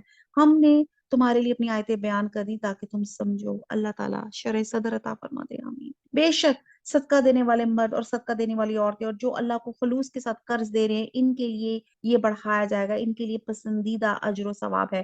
اللہ اور اس کے رسول پر جو ایمان رکھتے ہیں وہی لوگ اپنے رب کے نزدیک صدیق اور شہید ہیں، ان کے لیے ان کا اجر ان کے نور ہے۔ جو لوگ کفر کرتے ہیں اور ہماری آیتوں کو جھٹلاتے ہیں وہ جہنمی ہیں۔ خوب جان رکھو کہ دنیا کی زندگی صرف کھیل تماشا، زینت اور آپس میں تفاخر و غرور اور مال اولاد میں ایک کا دوسرے سے اپنے آپ کو زیادہ بتلانا ہے، جیسے بارش اور اس کی پیداوار کسانوں کو اچھی معلوم ہوتی ہے، پھر جب وہ خشک ہو جاتی ہے تو زرد رنگ میں اس کو تم دیکھتے ہو، پھر وہ بالکل چورا چورا ہو جاتی ہے، اور آخرت میں سخت عذاب ہے۔ اللہ کی مغفرت اور رضامندی ہے دنیا کی زندگی بجز دھوکے کے سامان کے اور کچھ بھی نہیں۔ اب مسلمانوں کے اس گروہ سے خطاب کیا گیا جو اسلام پر ایمان تو لائے تھے اور حضور صلی اللہ علیہ وسلم کو رسول تسلیم کر لیا تھا، لیکن اپنی جانیں اور مال اللہ کی راہ میں قربان کرنے کے لیے تیار نہیں تھی۔ ان کے دل میں اسلام کے لیے درد نہ تھا، انہیں جھنجھوڑا جا رہا ہے کہ تم مسلمان ہو، تمہارے دل اللہ کے ذکر سے نرم اور متاثر کیوں نہیں ہو رہے؟ ابھی تو تمہارے درمیان میں رسول صلی اللہ علیہ وسلم موجود ہیں اور تمہیں ہدایت کی طرف دعوت دے رہے ہیں اور اللہ کا کلام نازل ہو رہا ہے، ابھی بھی تم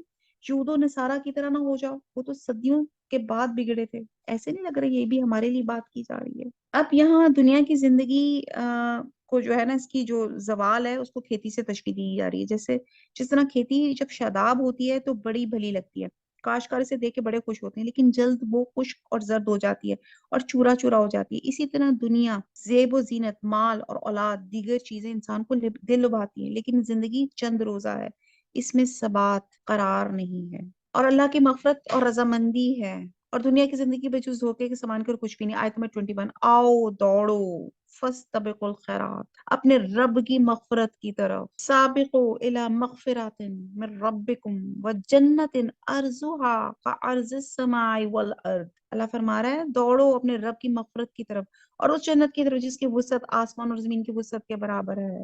اتنی زیادہ وسعت ہے، یہ ان کے لیے بنائی گئی جو اللہ پر اس کے رسولوں پہ ایمان رکھتے ہیں۔ یہ اللہ کا فضل ہے، جسے چاہے دے، اللہ بڑے فضل والا ہے۔ نہ کوئی مصیبت دنیا میں آتی ہے اور نہ خاص تمہاری جانوں میں، مگر اس سے پہلے کہ ہم اس کو پیدا کریں، اور ایک خاص کتاب میں لکھی ہوئی ہے، یعنی کہ اللہ نے اپنے علم کے مطابق تمام مخلوقات کی پیدائش سے پہلے سب باتیں لکھ لی ہیں۔ حدیث کا ایک مفہوم ہے، اللہ تعالیٰ نے آسمان اور زمین کی تخلیق سے 50,000 سال قبل ہی ساری تقدیریں لکھ دی تھیں۔ یہ کام اللہ تعالیٰ پہ بالکل آسان ہے۔ آیت نمبر 23، تاکہ تم اپنے سے فوت شدہ کسی چیز پہ رنجیدہ نہ ہو جایا کرو اور نہ عطا کردہ چیز پہ اترا جایا کرو، اور اترانے والا شیخ غوروں کو اللہ تعالیٰ پسند نہیں فرماتا، اور جو خود بھی بخل کرے اور دوسروں کو بھی بخل کی تعلیم دے، سنو جو بھی منہ پھیرے گا اللہ بے نیاز سزاور حمد و ثنا ہے۔ کہتے ہیں آیت نمبر 2230 میں، ملک میں مصیبت سے مراد زلزلہ، قحط، مالی معاشی بحران، سیلاب وغیرہ ہے، جو اور خود انسان کے اوپر مصیبت سے مراد پریشانیاں، بیماریاں، عزیز و اقارب کی موت، یہ سب چیزیں اللہ تعالیٰ نے مخلوق کو پیدا کرنے سے پہلے لوہے محفوظ یعنی کہ کتاب میں لکھنی ہے۔ غمی، خوشی، مصیبت، راحت، یہ سب کچھ اللہ نے انسان کو پیدا کرنے سے پہلے لکھ لیا تھا، اور اس کی وجہ یہ بتائی کہ انسان مصیبت پہ غم نہ کھائے اور سمجھ لے یہ میرے لیے لکھا جا چکا ہے اور یہ ہو کے رہنا ہے، اور اس پہ صبر کرے اور اللہ سے اجر لے، اور خوشی اور راحت نصیب ہو جائے تو اس پہ اللہ کا شکر کرے۔ اطرانا اور فخر کرنا اللہ کو ناپسند ہے، وہ سمجھے کہ اللہ کی مہربانی ہے، میری قابلیت میں اس میں کوئی دخل نہیں ہے۔ تو یہاں پہ اللہ تعالیٰ کی آزمائش ہے کہ آپ فیوریبل انفیوریبل ہر کنڈیشن میں اللہ تعالیٰ کا شکر بجا لائیں، اللہ کی رضا پہ راضی ہو جائیں۔ آیت نمبر 25، یقینا ہم نے پیغمبروں کو کھلی دلیلیں دے کے بھیجا تو ان کے ساتھ کتاب اور میزان ترازو نازل فرمائے تاکہ لوگ عدل پہ قائم رہے، اور ہم نے لوہے کو اتارا جس میں سخت ہیبت اور قوت ہے لوگوں کے لیے اور بہت سے فائدے ہیں، اس لیے بھی کہ اللہ جان لے کہ اس کی اور اس کے رسولوں کی مدد بے دیکھے کون کرتا ہے، بے شک اللہ قوت والا زبردست ہے۔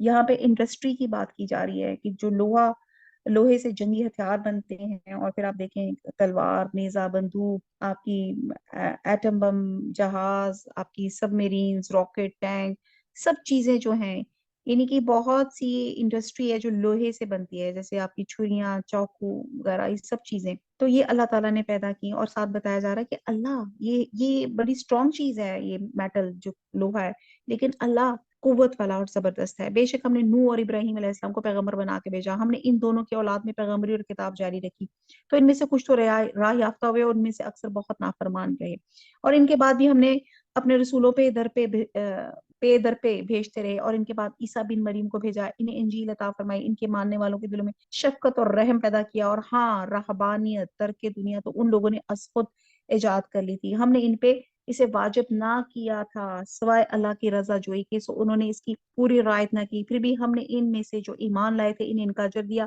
اور ان میں زیادہ تر لوگ نافرمان ہیں۔ اب یہاں پہ رہبانیت کا کوئی تصور نہیں ہے اسلام میں۔ ایک حدیث میں آتا ہے، آپ نے فرمایا کہ اس امت کی رہبانیت جہاد فی سبیل اللہ ہے، اور رہبانیت کے معنی ہے کہ دنیا کے فتنوں سے ڈر کے اللہ کے خوف سے دنیا ترک کر کے گوشہ نشینی اختیار کر لینا، اور اس کو اللہ اور رسول صلی اللہ علیہ وسلم نے ناپسند فرمایا۔ قرآن و حدیث کی روح سے اس امت کی روحانی ترقی کا راستہ ترک دنیا نہیں ہے بلکہ جہاد فی سبیل اللہ ہے، یہ امت فتنوں سے ڈر کے جنگلوں کی طرف نہیں بھاگتی بلکہ جہاد کر کے ان کا مقابلہ کرتی ہے۔ رہبانیت، رہب رہب کہتے ہیں خوف سے، اور رہبان درویش سے ہوتا ہے، تو رہب اسے ماخوذ کیا جاتا ہے، اسے رہبانیت بنتا ہے۔